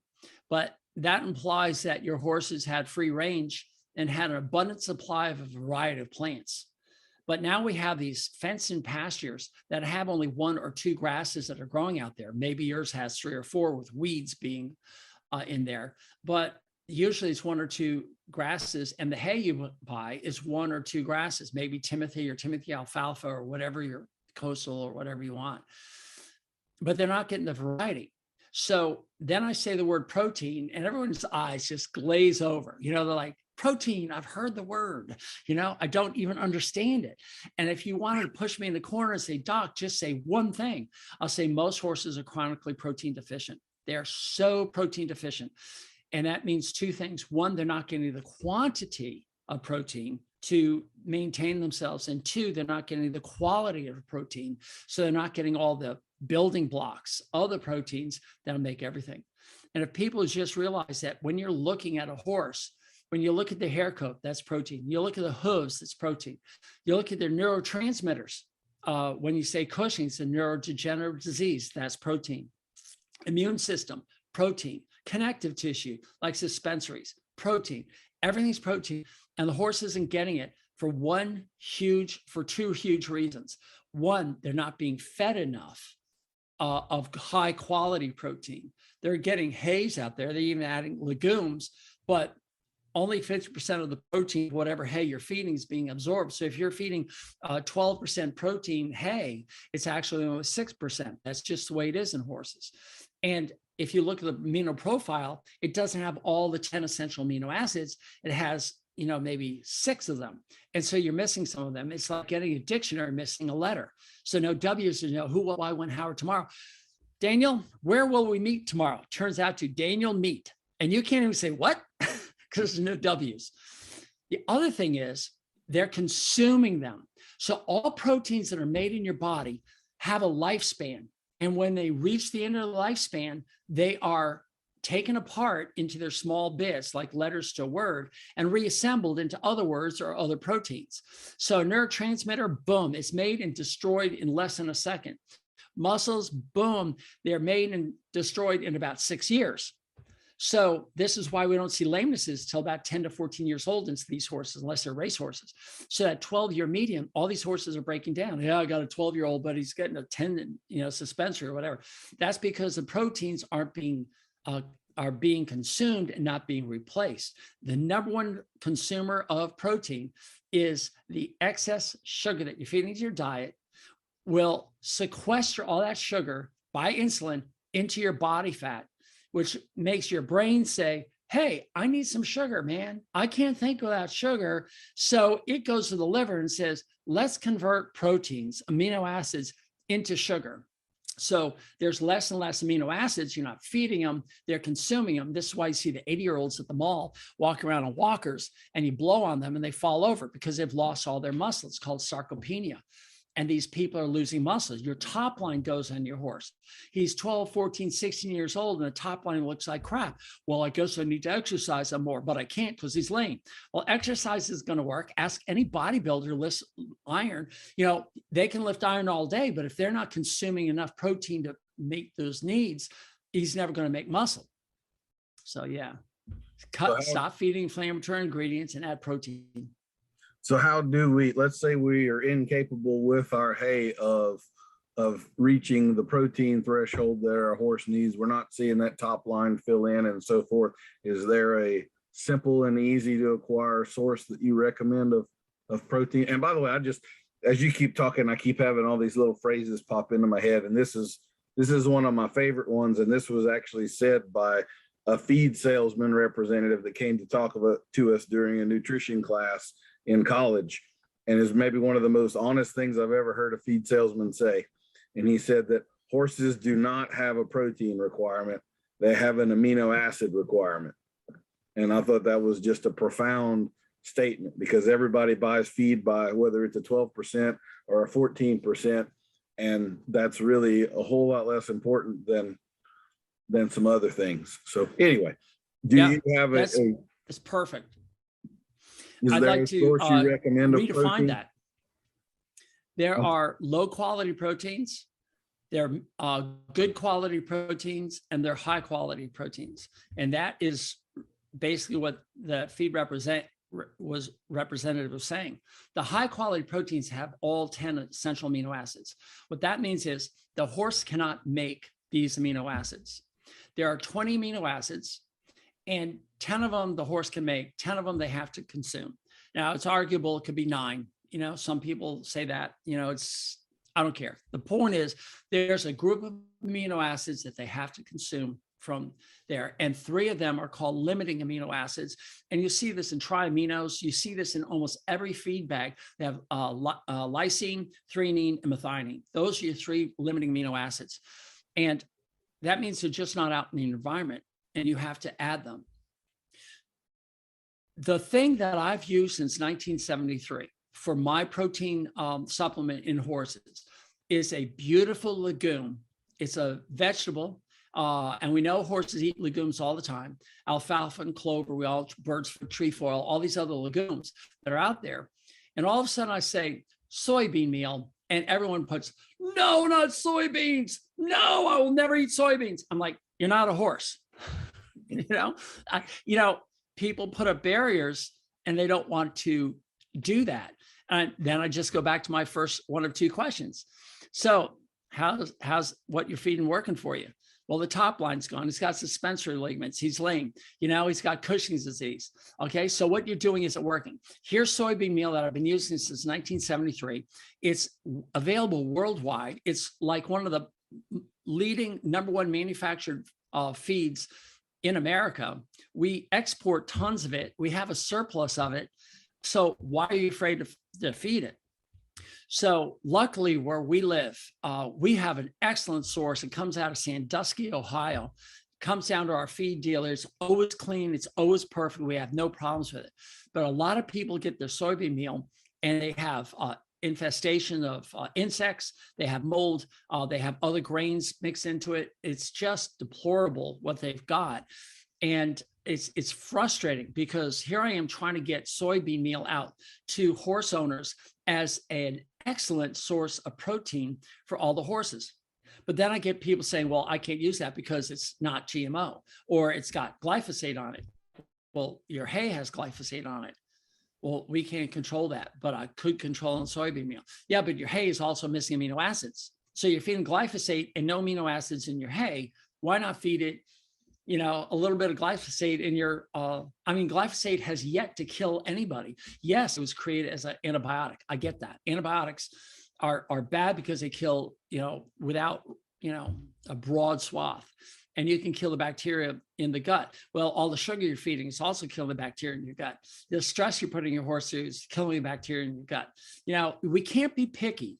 If you're going to put a fence up and you want to keep your horse natural, it's just not going to happen because a fence is not natural. This is the type of stuff that people don't want to hear. Glyphosate is also a molecule that breaks down very readily. And just like with any other molecule, you take a hydrogen off somewhere and it can totally change what that, H2O is water and you drink it and you need it to survive. H2O2 has another oxygen on it. And if you drink it, you will die. And so one little element or molecule here and there, glyphosate breaks down very readily. In fact, if you take muddy water, it breaks down when it hits the soil. If you take muddy water and you put it in a sprayer tank and then you add glyphosate to it and you go try to spray it on a field to kill grass, it won't kill grass anymore because the soil breaks down the molecule and changes it around a lot. So I do think people get a little bit, so they're worried about that. There's a client of mine up in Tallahassee, Florida, whose husband works for the state, and his job is to look at farmers and what they apply to their soils and make sure that it's okay. I said, what a great opportunity to ask an expert. So I said, so glyphosate has a half-life of 120 days? He says, if that. I said, so there's really no worry about glyphosate being put on the soil. And, he says, no, there is none. And this is an expert whose job it is to keep us safe. And he's not seeing a problem. Now, if you take glyphosate and pour it all over you and ingest it, you're going to get these things. That the lawsuit came out, and the guy said, I wish that lawsuit had never come out because it's really wreaking havoc. I think last time I looked, there were 7 companies that made glyphosate, one of which was Monsanto that got sold to Merck, and everyone blames Roundup. That's just one. There's like 6 or 7 other glyphosates out there. And you're seeing glyphosate in wine. So why are you finding glyphosate in organic wine? Well, apparently it doesn't break down on organic wine. So there's one that you might want to worry about. But, it's also used to desiccate wet hay, so dry, so you have less mold on your hays. Another thing is genetic modification. And this has always stumped me because what is genetic modification? It modifies the genes to create different proteins in the plant so it's more resistant to disease and to applications of things like glyphosate so it doesn't kill. And so what happens to all proteins when you eat them? They're broken down into the amino acids. So yes, there are some lectins that are proteins that are built to resist. They become peptides and they can wreak havoc. But the guy who really helped promote the word frankenfood when GMOs came out, he wrote a 2-page Wall Street Journal article, 2 pages. I'll never forget seeing, and I've got a photograph someplace, 2 whole pages saying, I want to apologize. I was at the forefront of ripping GM genetically modified foods apart. And now I realize that not only has there never been any disease caused by it, but it actually helped some of these poverty farmers come out of poverty because now they have products that they could sell. And now the suicide rate of farmers has dropped because they're not genetically modified foods. So, it's a catchphrase like everything else. You get bound and hooked on it. Like, all blondes are stupid. Sorry, don't believe that, Or how about this? Oh, you've got a chestnut thoroughbred. Well, they're crazy. We latch onto these things and it's just wrong. So, and then you have your horse falling apart because it doesn't have enough protein. Well, Here's an opportunity to add cheap $20 for a 50-pound bag to last you 50 days for a 1,100-pound horse. Can you find anything any cheaper? No. And it's everywhere. I had a gal say, I was so lucky. This has been the best thing that's happened to my horses. I added soybean meal and they're doing fantastic. And oh, by the way, I live in Kenya. Well, I had to travel 45 minutes to find my soybean meal. Good. Now you're being an advocate for your horse. That's becoming now, just about every feed company has a product that is a top line balancer or something like that. And if you look at the ingredients on there, I'll bet the primary one is probably soybean meal, and they're going to add a few little things here and there. But and again, those are alfalfa meal and soybean meal. Yeah, all those products are the kind of thing where you're feeding like a half a pound or a pound a day. It's right in line with the same thing.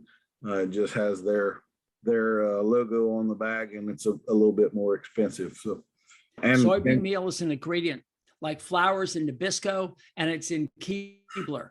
You know, you buy the cookies, it still has flour in it, and that's what soybean meal is. And soybean meal provides all of the amino. Soybean meal does provide all of the amino acids, correct? So you're not having well, like we said, they don't have a protein requirement, they have an amino acid requirement. So you could feed them a high protein supplement that is lacking in certain amino acids and still have a problem. With soybean meal, that's not a problem because all of the amino acids are present, correct? By definition, if it doesn't have all the amino acids that are required, it's only a good quality protein. You have to be feeding high quality proteins. Soybean meal is one of them. Some people have looked into hemp protein. Some people insist on feeding pea protein. Tom Brady, if you're a football fan, loves pea protein. Whey protein, which obviously everyone, bodybuilders love whey protein. They all have different absorbability factors. Some people are saying that Cool Stance coconut has a higher spectrum of amino acids, and I guess it does. But when you look at for a cost per pound basis with a safety factor of decades, 30 plus years, 40 years, it's soybean meal, hands down. It's cheap, it's efficient, it's ubiquitous, and horses, I'd say 98% of them will eat it out of your hand and keep eating it. The 1 or 2%, fine, put a teaspoon in, add a little bit at a time and get them onto it and they'll like it. But I'd say 98% acceptance. So yeah, and everybody's gone on it. The things that happen is within 2 weeks, you have a new hair coat. People are just blown away by that. In 2 to 4 months, if you don't tell your farrier, they'll start to see the new hoof formed, and you'll actually physically see it from the coronary band down. The walls become stronger. You can see the new hoof formation, and the farrier, if you don't tell them, they become an independent set of eyes, and they'll probably say, man, I don't know what you're doing, but keep it up. I've never seen these hooves look better. The top line starts to look better at about 6 months, and by a year, between a year and 2 years, the top line is completely restored. Between a year and 2 years, the hooves are completely restored. Sometimes it takes up to 2 years, depends on how old the horse is. And that's because the older the horse is, the more difficult it is to get them off the insulin destruction, to lose the body fat, to get rid of the inflammation, and have this conversion of the amino acids back over into useful structural properties. I've had some people, with the help of the veterinarian, look at the ACTH levels, and those that are on the protein over time, their ACTH levels come back to normal. They've been able to take them off medications, and their horses, quote unquote, cured of Cushing's, which is just fantastic. Mm-hmm. Yeah, but no veterinarian makes money off of selling you some soybean meal. Oh. Sorry, that was a dig on my profession. But if our profession is truly out here for the benefit of the horse and helping the horse, it is our job to teach our horse owners how to care for their horse and make their horses as healthy as possible. So I don't care what you feed them, they're going to run into something and they need sutures put in. But why are we going out for colics? We can get rid of colics. We can get rid of hoof problems. We can get rid of so many things, kissing spine, dental issues. They still chew, they still need their teeth floated if you want pain-free bit response. But well, it's about time for us to digress. come to our sponsor for this episode, Dr. Tucker. And this is a returning sponsor. And I asked them specifically because of you being on here. I thought this was a fitting sponsor for this podcast. So today we are sponsored by the American Society Simplifying and Exemplifying Sarcasm. Did you know that 80% of Americans rate as subfluent in sarcasm? And as an aside, 78.34% of statistics are totally made up. Anyway, the American Society Simplifying and Exemplifying Sarcasm, also known as ASSES, they know that you are smart enough to tell the obvious from the obviously wrong. Heck, we even promise to definitely help you to recognize hyperbole and stop using the word literally when you really mean figuratively. Recognize when others are being humorous in your presence. At ASSES, we've even seen a strong correlation between people learning to read when others are being disingenuous and voting better. Join our movement today and become an ass yourself. I got to contact them, see if they can sponsor me. Making up the fake sponsors No, is literally, my favorite part. literally. Okay. Good God, Daniel. You're just causing, this is like when I listen to Jordan Peterson, I have a hard time listening to him because he stimulates so many other thoughts. I have to, rewind 30 seconds constantly when I'm listening to his podcast and stuff. And you have a similar effect on me. And I mean that in a complimentary way. So one of the questions I had about dentals, bringing us back to the beginning of the podcast, or I should say two questions. One, do you recommend dentals annually, every 6 months? Depends on the horse. How would we know the difference? What would be the discerning factor? And maybe tied to that, one of the things I hear most about when you need to have your horse's teeth done is when you start seeing fibers in the manure that are longer than a half an inch long. So does that really have any basis in fact, or what are your thoughts on that stuff? I'm tempted to say, gosh, I've answered that question a million times. Can we move on? Going back to the beginning, I'm honored that I have an opportunity to answer this question again, because they are the most commonly asked questions. Like, how often do you float a horse's teeth? And my answers are going to sound a little canned because I do answer this so often. But if you look at a horse chewing, he or she will chew approximately 25,000 chews per day. Now, Dr. Catherine Haupt, a professor emeritus at Cornell in behavior, a friend of mine, who's given me permission to use her study, actually counted how many times a horse chews in a day, which is between 10,000 and 40,000 chews per day. So if you take the middle number, 25,000, I'm good with math. Actually, I've memorized this. 25,000 times 30 days is 750,000 chews. And with each chewing motion, the tongue is going out and in, out and in, out and in. And the tongue will strop the tooth. Stropping is what Granddad used to do when he took his razor and shaved himself. And then he would take, it would go back and forth on the leather strap. That's called stropping. And that's what the tongue does. And that's what creates the sharpness and wears down the teeth. 25,000 chews, 750,000 in a month. Now, you and I chew approximately 2,000 times a day, according to my dentist, who told me this when I asked her, and I multiplied that by 30. That's 730,000 chews in a year, and they're doing that in a month. In 6 months, it's 4.5 million chews. In a year, it's 9 million chews. So somewhere between 6 and 12 months, I tell everybody, it moves from prevention to fixing. So your horse is going to need floating somewhere between those two things. And there's two ways you can do this. You can do it as a preventive, where you go and you file the edges down and make sure the horse is doing okay at 6 months. Or you can wait until there's a problem, but do you want to wait until the engine starts to make noise before you change the oil? That's the idea. And if you're investing time and money or both into training, you want your horse to be as responsive as possible to the aids that you're putting to the mouth. Now, if you're one of these exceptional riders that doesn't use a bit and can do everything through seat or vocal commands, great. But that's not taking into account what the horse is doing every day as far as chewing. So you have bit and you have chewing. Now, you can't tell when the horse is having problems because he sits there and eats year after year after year. He keeps eating and eating and eating.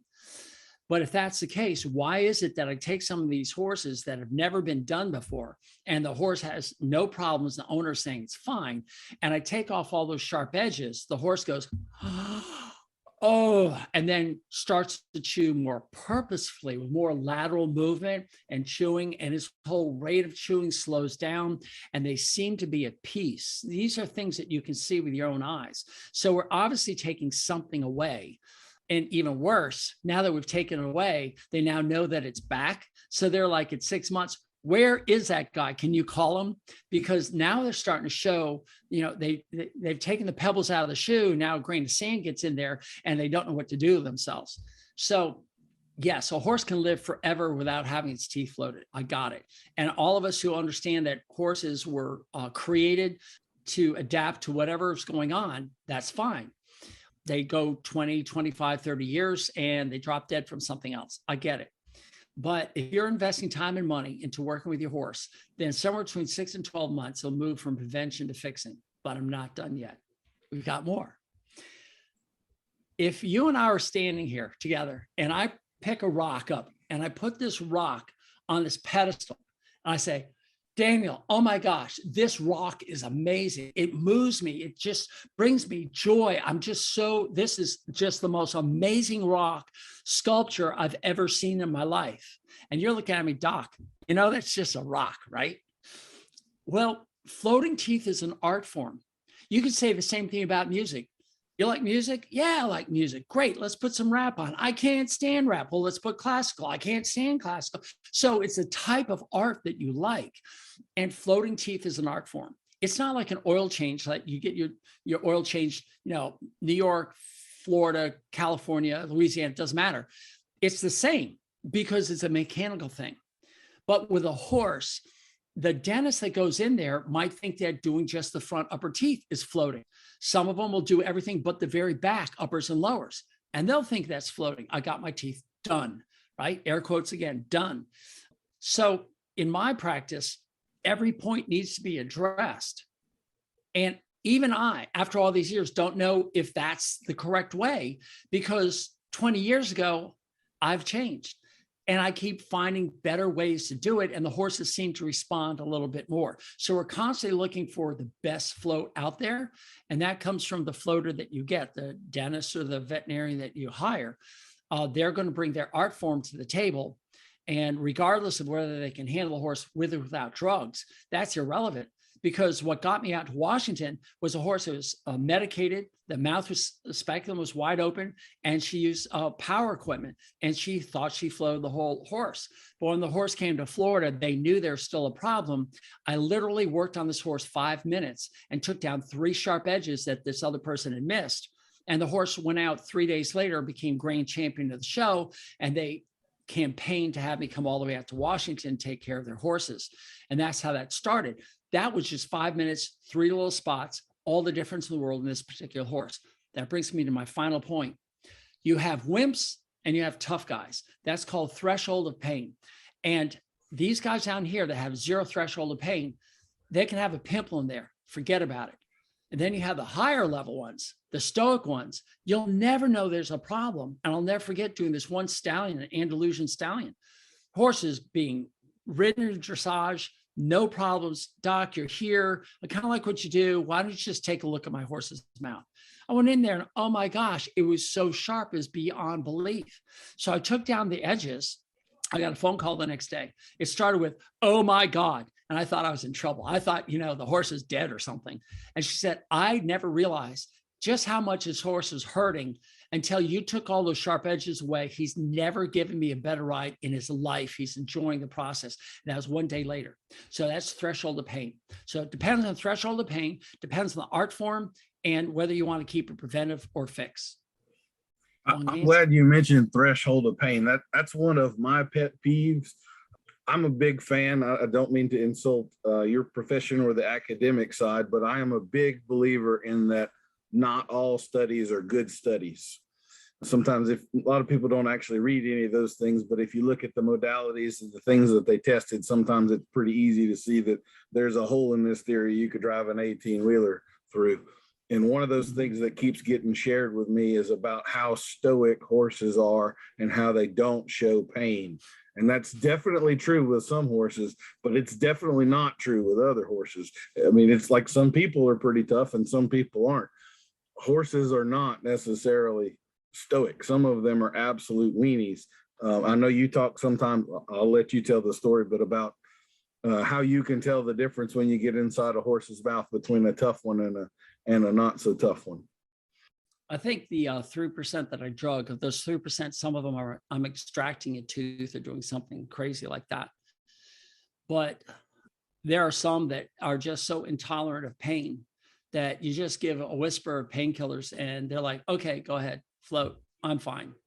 I've had horses that you can do 98% of the mouth and you get to the first 2 bottom cheek teeth and they'll kill you without medication. You give them medication and not only are they fine, but they look you square in the eye and they say, you listen to me. You know what I'm going through. Thank you. And then I can get away from the medications and I'll say, okay, I'm going for the first lower cheek tooth. They're like, you know, I tried to kill you last time. I said, I know, but you know that I know. And the horse says, yeah, I do know that. So let's try this together. And then they'll brace, they'll guard. They're like, oh, you did great. I'm like, yeah, I guess I did. Thanks. That feels better. And all I took was this small edge off. But I've had dressage horses at 4 months. They'll call me up and say, actually 5 months, they'll say, my horse is unrideable. I'll get out here. And those horses are done 3 times a year. So every 4 months I'm out there because at 5 months, they're untrainable. You know, that's just the way the horse is. And they don't have much. Well, I was alluding to your story about you'll go inside the horse and the cheek will look like hamburger. And you turn to look at the client and say, this one's not giving you any trouble, is he? And they say, no, he's not. And then you go into another one and there's like a little pimple on the cheek back there. And that horse is the one that's responding to the pain and giving them all kind of hell. So the hamburger meat, they're just numb. They're just numb. You made me think of another thing. And then I was so entertained by you repeating what I was saying. I completely forgot what I was going to say. You were talking about the dressage horse that needed to be done 3 times a year and so forth. Yes, I was. I also wanted to touch on the 1/2 inch in the manure. Does that have any bearing of reality whatsoever? Oh, yeah. That's all bacterial dysbiosis. Bacteria. The only purpose of the cheek teeth, in my opinion, is to create a swallowable bolus. Now, I know that you and I have seen a lot of men eat in our lives. We might be included in this observation, but some of us chew our food and some of us just throw it down the gullet. one done, next meal. And that will put less chewed food in the position of being digested by the gut bacteria and the enzymes. And what I find is that when you have this long stem in there, it's not usually the food, it's a dysbiosis. And if you change the diet so the bacteria change, that will go away. You'll also notice free fecal water, or what I call the squirts, will go away when you get rid of inflammation, and stink. My wife and I just adopted a horse that one look at, and she and I looked at each other and said, oh, we got to take this horse. We got to give this horse a home. And we, it's been here about 4 weeks. And at about 3 to 4 weeks, the stench of that manure was so bad. As we changed what the horse was eating over to something that's less inflammatory, and we're starting to add the soybean meal. And my wife was like getting concerned. I said, no, it takes 6 weeks for the gut to heal, full 6 weeks. So just be patient. And as we approach 6 weeks, that manure will look better. I mean, it looked fine. It was formed and everything, but the stench, oh my goodness. And sure enough, it was like 3 or 4 days and the smell's gone away and the horse is getting happier and happier. So yeah, it's all gut bacteria. If it's not digested, it's going to come out intact. That's my opinion. I may be wrong, but I don't think. Oh, because I've had surgeons blame the teeth for impactions. They'll see this impacted grass in the pelvic flexure of the horse or someplace where it's bound up. And they'll say, oh, well, the teeth weren't done. And I'm like, no, I've been doing them. These teeth are fine. It's what you're feeding the horse. And so who's going to put the money up for this research? You know, you talk about research being bogus, and I've got to agree. Most of the research out there is bogus, especially when it comes to nutrition. It's very good. Some of it's not so good. That's all. You still have to use your brain. And sorry. I like to quote John Ioannidis. He's a physician, researcher, mathematician who does statistics out at Stanford, who looks at research. He got claim to fame as he looked at research on COVID and what we were doing for COVID and looked at the statistics of the results of what we're doing for COVID. But he's also done so much research on research. And he will point blank say 100% of nutritional studies are biased. And that's because the gut biome in me is different than the gut biome in you. Your gut biome is going to say, I can have a Snickers bar every once in a while and be fine. My gut biome, I have a Snickers bar and everything's off. So because of the individuality of every horse out there, I can blanket statements, say, take away all inflammatory foods and add some high quality protein in, and your horse will magically become 100%. But I do have horses that maybe they don't. Maybe they never do lose that crescent neck. Maybe they need something more. Maybe this horse needs its hay soaked at least an hour to take the starch out. By soaking your hay, you're reducing the sugar, reducing insulin. And these horses actually do lose their fat pads and crescent neck. That's that much more work for most people to do. So with every horse and every human being an individual, you can't blanket statement nutritional facts. It just can't. So a lot of research has this individual bias. And I did a whole podcast called the Parachute Study that went over that proved that you can jump out of an airplane without a parachute and you won't have any bodily injury. So why have a parachute in these fighter jets will save millions of dollars. And that was published in the British Medical Journal as sarcasm. But it was a point to say, look, you guys, you know, retractions were such at a high level. Wall Street Journal said, the Lancet has had its highest number of retractions in all time. They're retracting things all the time. Say, oh, sorry, we're wrong about this. This is so commonplace, these retractions. You and I have to make a pact. When we earn the $1 billion super lotto, right? We're going to take a portion of it left over after paying all our bills. And we're going to invest in research that's unbiased in horses, because the drug companies aren't going to do it. The feed companies aren't going to do it. So who's going to step forward and say, this is how a horse should be fed? Interestingly, I'm looking around me because I can't see it because I have a problem remembering this book. I bought a book that was hit its second publishing in 1991 called Horse Nutrition and Feeding. And it was the Bible in 1991. I decided to buy it and read it because I have all these equine nutritionists who say, he's just a veterinarian. He doesn't know nutrition. And I'm like, well, you know, you don't have to be licensed to be a nutritionist for humans or for horses, just saying. So you can call yourself whatever you want. But instead of being vindictive or angry at these people, I just say, okay, well, I'll read what you read. And it's fascinating because in 1991, it lists vitamins and they don't have all the vitamins. And some of the vitamins, choline, for instance, was considered a vitamin. I think it's fascinating. And then choline, it says, was a vitamin then. He said he heard from one veterinarian and substantiated by several other veterinarians that if you give choline to horses with heaves, the heaves go away. And I'm like, I've been a vet since 1980 and I've never, ever heard that. Where's that? Why don't we do a study of adding choline to horses with heaves? Let's see what happens. Oh no, let's use albuterol or clenbuterol or whatever it's called, venopulmin. And I was on the FDA trial that did the venopulmin studies. And I got to tell you, I mean, I was shocked. I was shocked at the results that they got. And I was like, when they approved, the FDA approved the use of venopulmin, I said, are you nuts? I mean, why? But, you know, maybe I signed something that says I can't really talk about it, so I don't want to say it. But it proved to me that a lot of research just it's there to get whatever they've got out there to make money. And that was back in the 90s. And so many horses that put on venoplomin, it doesn't work. So anyway. One of my favorite sayings, you kind of talked about the nutritionist, and that's in the fallacy arguments, that's called authority, where you don't have a degree in this or whatever. One of my favorite sayings there is that half of all doctors graduated in the lower 50% of their class. So, just because you do something for a living does not necessarily mean you're at the cream of the crop in that statement. And that applies to plumbers, horse trainers, chiropractors, whatever.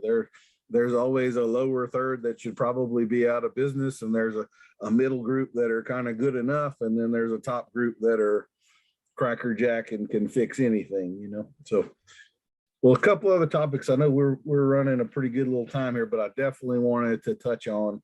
One of them was one I had suggested to you for your podcast, and that is diatomaceous earth and using that as a dewormer in horses. And go.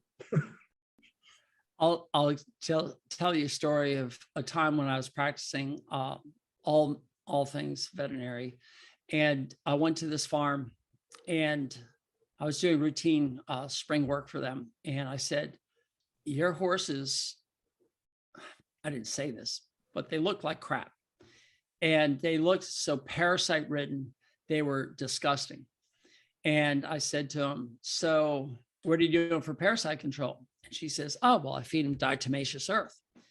And I'm like, "Okay, so what's the point of that?" She says, "Well, apparently will physically abrade the lining of the parasite and cause their death and destruction. It'll rip them out." I said, "All right." I said, "Why don't we do a fecal exam, just a fecal exam?" And she says, "No, don't want to. My horses are fine." Now my eyes are saying, "Your horses look like crap." And of course she had like 20 ponies on like 4 acres. It's just so dense. So I said, "I'll tell you what, you pick whatever fecal ball you want. I'll take it in, and for no cost at all, I'll run the fecal on it." And she reluctantly agreed, and I took it.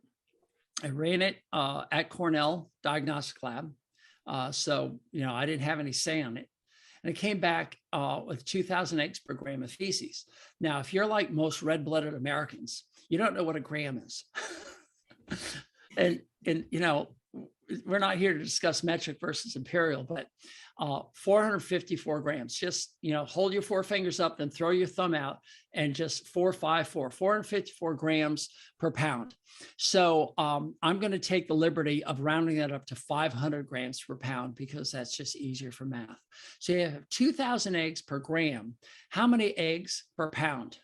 And it comes out to be 1 million eggs per pound of poop. And how many pounds of poop does your horse produce? And in 1 pound of that shovelful, and that shovelful's got like 5 or 6 or 7 pounds in it, you've got, 4 to 6, 7 million eggs from the parasites. And I called her up and I said, "Your horse has a horrific load of 2,000 eggs per gram of feces." And she says, "I really don't want to hear about it. Diatomaceous earth works, and that's the end of that." And never saw her again. So I actually offended her. But since that time, I've been telling people that the best prevention is what your mama used on you. And everyone looks at you and says, "Well, what do you mean? My mom never dewormed me." I said, "No, she made you wash your hands so you didn't have dirt coming into your mouth. And she cooked your food, and you ate it in a room that was far away from the septic tank. And so you never had that recycling of parasites inside of you. And that's why most people in countries that do practice sanitation don't have parasites. But I can take you to Walgreens right now, and I can find you anthelmintics on the shelf, pinworm medication, which is strongyl, the liquid strongyl that's there for you to take right now. Everyone's talking about ivermectin for use for COVID, but ivermectin's been approved for use in humans, we now know, for decades. It's a huge antiparasitic and used for dengue fever in South America, which is a viral infection. So, ivermectin's been around forever. So here we've got this camp that says you need to fecal tests, and you need to use strategic deworming all the time and get the egg count down. And then we have a veterinarian out of Kentucky who says, no, you really want to have some parasites in there because that helps the immune system. A great example of that is ascarids, which are those long white worms that youngsters have. And some youngsters that have an overinfection of ascarids die from impactions because it looks like there's a wad of spaghetti in their guts and nothing can get through. So ascarids are not an issue after about 1 to 2 years of age because the immune system takes care of it, and you won't get it until the horse is debilitated and old, and all of a sudden you see ascarids again. So your immune system is number one for caring for parasites. And this vet out of Kentucky is saying, look, all these anthelmintics, these dewormers, we're getting resistance to. So we got to stop using them, and it's okay. So it goes right back to get yourself a pasture vacuum, get yourself a fork and go out there and pick up the manure. And if you have 10 horses on 1 acre, it's never going to work. It's just can't. It's pollution. And you have to provide a clean area for these horses to live. It's that simple. That's how Mama kept the worms out of you. She made sure you didn't eat where you defecate.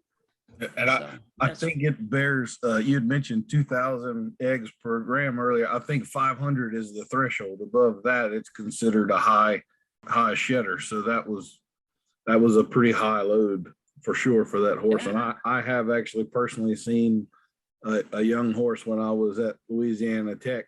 It was a 2-year-old that we had there that had been born and bred on the place, had been wormed. She was colicky on a regular basis. She finally died from one of those colics, and our major professor came out and autopsied her with us, and she was full of the worms, just like you're talking about. But bottom line, here's the other thing I've always thought of the diatomaceous earth. It's made up of diatoms, which are basically crystallized single-celled organisms. So it is essentially feeding little bitty shards of glass to the horse. And we had talked earlier about the single-celled barrier in the hindgut. Well, if the single-celled shards of glass are in there to puncture eggs and kill all these single-celled organisms, then they're also theoretically doing the same amount of damage to the horse's hindgut, and that leaky gut syndrome, you're basically exacerbating that entire situation. So critically thinking, it does not. It's worthy of thinking. Actually, I didn't mislead you. I just wasn't complete my discussion of the lining of the gut. It is 1 cell layer thick. And then over on top of that cell layer is a thick layer of mucus. And that mucus is very protective. It binds to foreign proteins that they don't need. It probably binds to the diatoms that are in diatomaceous earth, and it just goes out the other end. I've never heard of diatomaceous earth causing a problem in horses, and that's probably why. But that mucus that's there is created by the bacteria, and that mucus layer is so important to the health. If that mucus layer gets stripped away, that's when your endothelium starts to become damaged, and that's when you start to get ulcerations. You have to get that mucus back in there. Mucous membranes is no different than the skin on our face, other than our skin is not secreting mucus, where our mucous membranes are secreting mucus. And that layer is so important. It helps lubricate, helps protect, helps to transfer fats and proteins and everything to the cell in a regulated fashion, and binds onto lectins and hauls them out. So if you don't have the right bacteria in there, you're not going to have the mucus covering, and that is what causes damage. So diatomaceous earth, I just think, is bogus. I think it's a cheap dewormer that people buy, thinking that it's like you asked me about vaccines earlier. That's our next topic. So that was but it's one tool in the belt that you have, and you have to look at all the other tools, such as produce mucus, decrease the ingestion of parasite eggs, clean your pastures, clean your stalls, don't let them live in manure. And once you get away from this high intake, then you're actually mimicking the way a horse was. He would eat here, then defecate there, then eat there, then defecate way over there, then eat there. And he'd be downtown Baton Rouge next to your place, next month. He wouldn't be eating where he defecated. And that's the whole idea behind septic systems in our houses. We don't get to eat where we defecate. And mama asked you to wash your hands. That was parasite control. And forks are parasite control, not Miss Manners. One of the things you bring up there, if you do have enough pasture, you will find that horses actually tend to defecate in a single area, and the grass will get tall in that area.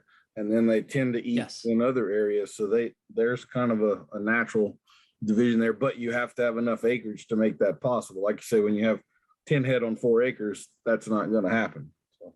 You brought up a great study done in the 80s. I wish I could find it. I haven't been able to find it. It was told to me by my professor at Cornell, Dr. Skip Hintz.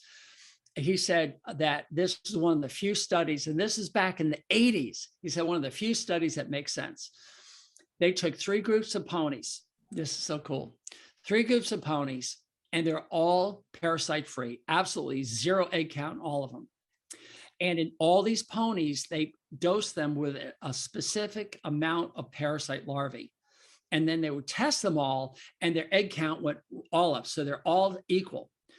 The first group of the 3 went out into pasture where they did absolutely no care. The second one, they turned out in the same type of pasture. All pastures were the same. The first group, they didn't do anything. That was the control group. The second one, they dewormed every 6 weeks. And the third one, they took a vacuum and vacuumed up all the manure piles. And it was so cool because what made the study so good was at the end of the study, they brought all the horses in, cleaned them all out, got them all to 0 egg count, and then repeated the study 3 times. So each pony got to experience all 3 groups. All right. Group number 1, where nothing was done, egg count went up, and then over time, came down a little bit, but stayed relatively high. Group 2, it went up and then came across, and then they were dewormed, it came down to 0. They reinfected themselves, came up and came down 6 weeks. So every 6 weeks, you saw this spike. Hence, on all the dewormers, he saw deworm every 6 to 8 weeks because he knew at 6 to 8 weeks, there'd be enough reinfections that now you gave the dewormer and you, as a consumer, would see an improvement. Therefore, you would keep deworming them. And the third group went straight up and went right down to 0 due to their immune system and stayed at 0 the whole length of the trial because they weren't reinfecting themselves. Their immune system took care of the parasites. That study was so classic. I've used since 1984 when I graduated from vet school, and it still holds true today. Clean up your environment if you want to be parasite free. Very good. Let the immune system work. And then the last topic that I have for you is vaccinations. It has always perplexed me why I, as a human, can get vaccinated as a child and I don't have to go get an annual booster for mumps or measles or whatever, or a tetanus shot is supposed to last 15 years. And yet I've got these 4-legged animals over here that are costing me an arm and a leg, and I've got to revaccinate those things all the time, at least annually. And if we have a broodmare, we've got to be giving her rhino and all of that every couple of months throughout pregnancy. And so what are your thoughts on vaccinations, and are there actually studies where they are taking a titer on these horses and there's research behind this saying, yes, you actually need to do this, or is this all promoted by companies selling vaccines who are, need a reason to sell me something this year? You've got at least 3 questions here. Let me see if I can address the most important one. Why vaccinate? And I have a video that I made in 2007 that you can see on YouTube that discusses this. I divide all vaccines into 2 groups. Group 1 is diseases that will kill you. And group 2 is diseases that will make you sick, but you'll get over it with good nursing care. The ones that'll kill you is tetanus, rabies, encephalitis. Simple. The encephalitis includes Eastern, Western Venezuelan encephalitis and West Nile encephalitis. So those diseases will kill you. Rabies and tetanus are not seasonal. The others are vector-borne. So those are the core vaccines. The AAP is now calling those core. I don't know if they listen to my podcast or not, or there are a bunch of other like-minded people at AAP who said, yeah, we have to have a core set that everyone needs to do. So that would be the diseases that kill your horse. There are some diseases that'll kill your horse that are regional, such as anthrax. If you lived outside the country, there's other diseases like African horse sickness. There's equine infectious anemia that'll kill your horse, but we have no vaccine for it because that's caused by a virus that's just almost a kissing cousin to the human immunodeficiency virus, HIV. It's a lentivirus, and so far that's eluded a vaccine. That's why you don't have vaccine for AIDS or for swamp fever. But for the diseases that will kill your horse, tetanus, absolutely. Rabies, absolutely. Encephalitises, do it before the mosquitoes come and make sure you're protected until the mosquitoes go if you're in a season that has winter. And that's usually like September disease up in New York. Down in Florida, we have mosquitoes and flies all the time. We have mosquito control. That's how we try to control that. They also have sentinel birds, pheasants, I think, or roosters, chickens, that they keep in a cage, and they're constantly drawing blood on these things. They're looking for antibodies that have been made to syphilitides, eastern encephalomyelitis, and as soon as it's seen there, then the warning goes out, and everybody makes sure that you're vaccinated for eastern encephalomyelitis, which is EEE, equine. It's a dead-end host in horses. So it's supposed to be in the bird population, the bug population. That's why you use birds as sentinels. They don't actually die from it, but they are the harbinger of this infection. But if it enters the horse, it's a dead-end host, which means it actually kills the horse. And it's not a good disease to get. So the disease that will make your horse sick, rhino, for instance, there's different types of rhino. You have the respiratory form, you have the neurological form that can kill a horse. And then of course you have the one that causes the abortion, as you mentioned, your pregnant mares you want to cover.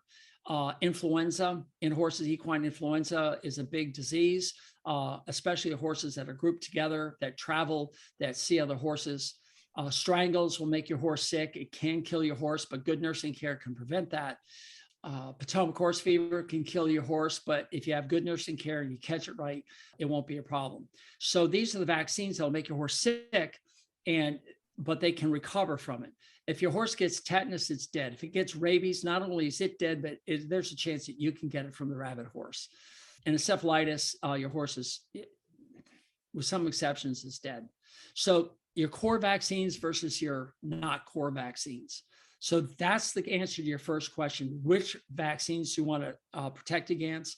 I'm protected against rabies because I was attacked by a rabid horse. So I had the post-exposure, and then I've had a booster. That's a whole nother story. I'm protected against tetanus. You'd be a fool not to, because you'll die from that. Polio, I had vaccine for that. Measles, rubella, mumps, pox. I guess either I got self-immune or whatever. It's a long time ago. I can't remember. So those are the ones that'll kill you. Have I ever gotten a flu shot? No. Stop you for just a second, Doc. You might want to talk about EHV1 and 4 in there. That's one of those things we hear about. Sometimes we went to a show and there was a horse there that had that, and I'll let you. I apologize because I call it rhino. Equine herpes virus is a rhinovirus. Yes, sir. It's not rhinovirus, don't get me wrong, but it's rhinopneumonitis. I'm in the old school, but EHV1, EHV4. You have the neurological form. What's interesting is it usually attacks from the hind end forward. So their tail stops switching, then they sit down like a dog and with their front legs extended, and then it moves forward, and that can kill your horse. There's the respiratory form, which can be very devastating, and there's the abortion form. EHV outbreak that occurred here in Wellington that shut everything down. The one that occurred in Spain last year, there are 300 horses in one tent or one showgrounds with one FEI vet to cover 300 horses. And everyone started getting sick and they all just dispersed before they could shut it down and contain it. Biosecurity is a main problem at these shows. These horses are stressed. They're probably not being fed right. They're having all sorts of inflammation already from grains and balancers, which are highly inflammatory. In fact, I heard from this podcast that they actually did a study recently. I got to get my hands on it, where they gave a ration balancer to a horse and it caused an insulin spike. So if you're trying to keep your insulin down, don't feed a ration balancer. I've been preaching that for years in my blog called Betrayal. I talk about balancers, and they're just betraying you with horrific stuff. So they're stressed, they're shipped, they're confined, they don't have great airflow. There's a lot of reasons why. You can prevent, just like in coronavirus. I mean, if you've got cardiovascular disease, your insulin is high, you've got diabetes, pre-diabetes, you're a smoker, although that doesn't seem to be such a cofactor, and you've got extra weight, especially abdominal belly fat rather than the subcutaneous body fat. And then you get corona on top of it. It's just like a horse. It's worked hard. It's shipped several hours. It's thrown into stalls not used to. He seems to be fine, but you can tell he's stressed. Then he's yanked up. The lights stay on all night, so he can't get a good night's sleep.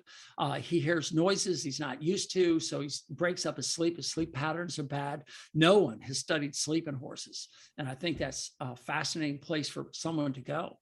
But what it does to the body, inflammation. I would love to take horses that are exposed to light and classical music all night, and then take their cortisol levels and see if they're normal or not.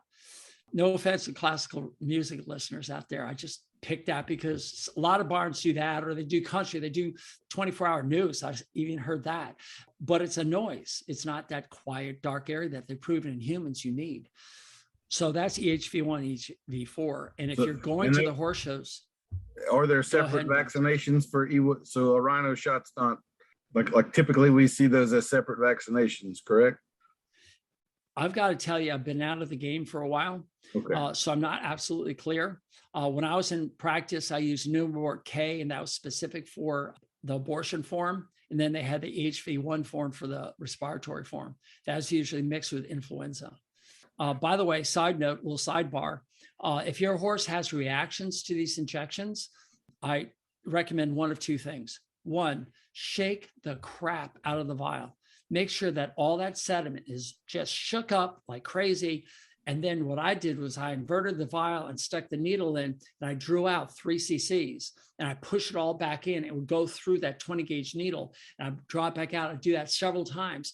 And then I would finally, draw it out, click out some of the air bubbles, and then draw out, make sure my dose is correct, pull it out, and boom, it went in the neck. That would reduce injection reactions so much, you have no idea. The problem is the vet tech draws up 100 of these things and throws them in the refrigerator of the truck, and the truck vibrates down the road. And then the guy takes it out and goes, boom, in there, and the sediment's down there. You have to shake the crap out of it. You buy them in individual syringes, draw in air and shake like crazy, and push the air out and then stick it in. I'm not worried about a few air bubbles. That doesn't seem to be a problem. There are a couple of horses that get horrible injection reactions no matter what. And the immunologist at Cornell told me that if your horse needs tetanus and he gets an injection reaction just to tetanus, then give 1/10 of a cc in the neck, and then go back 30 days later, give another 1/10. And that horse will have enough immune reaction that he'll still be protected. And even some of those horses would have an injection reaction, just wouldn't be as bad. But there are some horses that do have injection reactions. Okay, that was one of the questions, what to vaccinate for. The second is titers. And there have been studies that do titers on viruses or on diseases.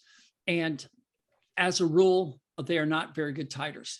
They don't really reflect. And this is like true with coronavirus. You can draw blood on a person for a titer, and their titer can come in really low. Does that mean they're protected or not? You have to understand that the immune system has the innate and adaptive. The innate immune system are the T cells, and they have these memory cells that are out there saying, okay, is there anything out here that kind of looks like something we've had in the past? And if it does, boom, it sends out the alarm, and it goes off to the adaptive immune system, which is your immunoglobulins, your B cells.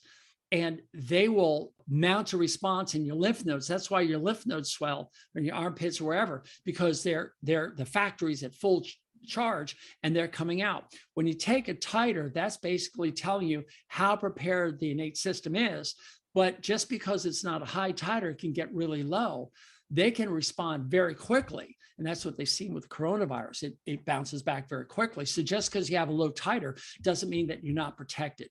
So doing titers isn't that accurate in horses. and they put in millions, hundreds of millions of dollars to get these things licensed and approved. And to licensed, it applies to biologics like vaccines versus it's the word they use for drugs like sedatives. It's not licensed. License is a biological, and that's, we've all become familiar with this emergency use authorization, where they bypassed all the studies that you have to do for safety and efficacy of vaccines so they could get some sort of protection out for people. And they skipped all that. And this is why so many people are anti-vaccines in the coronavirus, because they say, look, we don't have all the safety studies yet. But in the horses, they've done all the safety studies, and they know that this shouldn't be used in a pregnant horse. Well, they don't know it. They just didn't use pregnant horses in the study. But they've done all the safety studies. They know the efficacy of it, and they put it out. Don't get me going study what efficacy is, because efficacy, it can be a double-edged sword, and it depends on how you interpret what efficacy is. How efficacious are these vaccines? That brings us up to your third point. Who do you want to vaccinate for? Well, if you've got a broodmare and she's pregnant and she sits in your backyard and sees no other horses, the chance of her getting exposed to rhino, equine herpes virus, is near zero. So why are you vaccinating? Okay. But if you're in a field of 20 broodmares that are coming and going, visiting your stallion, and they're circulating around, vaccinate them, because your exposure is great. And it doesn't matter whether those horses are vaccinated or not. Vaccine doesn't really tell you if they're going to shed or not. Vaccines are there to protect you against getting a disease, and it's not always efficacious. And that gets me back into what's efficacy. As we're seeing in coronavirus, people are vaccinated for coronavirus, and yet they're still getting this virus. Well, what's interesting about respiratory viruses, such as herpes virus, influenza, or coronavirus, is they are so adaptable that they can change. So every year they have to come out with a different strain. So you have to keep vaccinating for this new and improved. It's like getting new software for your computer to mount its attacks, prevention against viral attacks of your computer. They're constantly changing. Whereas tetanus doesn't change, rabies doesn't change. These diseases that come in and kill you, they're not adapting. They're going to kill you. Protect yourself against them. So how often you vaccinate for depends on how open or closed your herd is. If you've got a closed herd, meaning no horses come and go on your property, or if they do, your core group of horses are way off in the upper corner of your fields, like, 10 acres away, and they have no transmitting, you've got 50 yards or more between the two. Now you're doing okay. Those are quarantined. If you have horses that are coming and going from the show, when you bring them back from the show, you put them over in this corner and they stay quarantined in that barn, and they're taken care of for 2 weeks. By the way, in coronavirus, they found out that the transmission period is 4 days. After 4 days, you're not transmitting it anymore. So this 2-week quarantine is kind of crazy. 10 days, like Aaron Rodgers is going through, there's no proof. In fact, the proof is now showing this is done by virologists, real virologists, who said, look, after 4 days. That's why those members of the coronavirus that are sick in the hospitals and going ventilators, they're not finding coronavirus in them. It's gone. The damage is long lasting. But we don't know what those are, influenza and equine herpes virus. We just don't know, because nobody's got the money to do it. I mean, again, Daniel, you and I, we make $1 billion. Let's get together and do some of these studies. How long does do these things need to go for? Yeah. Pay the bills first and take care of the family. What's left over, we'll take care of our horses, enough right? left over. Yeah. Although inflation is going up, we might need to make it 2 or 3 billion before long. The last time they had $1 billion payoff, I bought a ticket and I announced to all my clients who were willing to listen. I said, I know what I'm doing with my $1 billion. And they said, what? I'm going to make a pill that fixes stupid. They said, you're never going to make a pill that fixes stupid. Are you aware there's research on that? The Dr. Watson, I think, of Watson and Crick is actually trying to come up with a vaccine for stupidity. Interesting. I'd like to take a look at some of the stuff he's come up with. But anyway, it's the man's a genius. It's hard to just discount. But anyway. Yeah. All right. Well, that's about all that I've got. We've talked almost 2 hours here. I certainly I appreciate hate to tell you, 3 hours. 3. Oh, heck. We started 8 and it's 11. Dadgum. Okay. Time flies, huh? I Well, guess we got a part A, part B, part C on this one. I think so. I apologize for taking up all of your Saturday morning. That wasn't my intention, but it was definitely a fun discussion for me, and I hope the same for you. Everybody, I would definitely direct you towards Dr. Tucker's podcast, The Horse's Advocate. He's also got a website that is a membership type website and a Facebook group too, I believe, where you can approach him. With a ton of free content, Mhm. ton of free content. All my podcasts are free. All my articles are free. If you are a geeky, get over to detail-oriented kind of thehorseadvocate.com. person, obviously he has a wealth of information, and he genuinely has the horse's best interest at heart. Kind of like me, he's not sponsored by anybody. There's no financial dog in the fight to direct you anywhere or anything like that. It's just what he believes and what he knows, and I think he knows quite a bit. He's definitely an outside the box critical thinker, which I appreciate a lot myself. I couldn't recommend him any more highly. So go check him out. There is a cost. There is a cost to you listeners. For the 1 or 2 of you who are actually listening to us. For the membership. The cost is to pass this on. We talk about a lot of things here that a lot of people could get some good information out of. If you're a veterinarian, listen to it and challenge me. Challenge both of us. Go to Daniel and say, well, I don't agree with this. And let's get some discussion going. This isn't I'm right, you're wrong. I don't think Daniel and I want that. We want to open up discussions that are new in thought and allow us to think outside the box, as you say, to really get to the bottom of things. We know that what we're doing isn't working. It's getting worse. So let's figure out what's not working, change it, and make it work for our horses, because they're our captives. They really are. And we need to advocate for them. So I appreciate you asking me on. Absolutely. Well, I think it's been very enlightening. I do think if it's been 3 hours, we may do this as a part 1 and part 2. I guess I'll have to record a second sponsor for part 2, but we can handle that. I'll put my creative juices to work. Maybe we'll have a vaccine company sponsor the second part or something. But yeah. Anyway, again, very enlightening. I guess I probably owe you and your wife brunch or something like that for taking up all of a Saturday morning. But next time you're through Louisiana, you come through Disney World. We're only 2 hours south. 2 hours south. I do go through Florida sometimes, but it's usually North Florida. I haven't headed that far south. I almost had a clinic in Miami last year, but the coronavirus ended that one for me, and I haven't been back in contact with those people. But anyway, anytime I'm near you, I'll make it a point to visit. So sounds great. Me too. Well, all right, thanks, Daniel. Yes, sir. We'll sign off now. It's been Adult Onset Horsemanship with Dr. Geoff Tucker of the Horse's Advocate and Horsemanship Dentistry. Yeah, we should say that. If you're interested in becoming an equine dentist, he also has a school for that.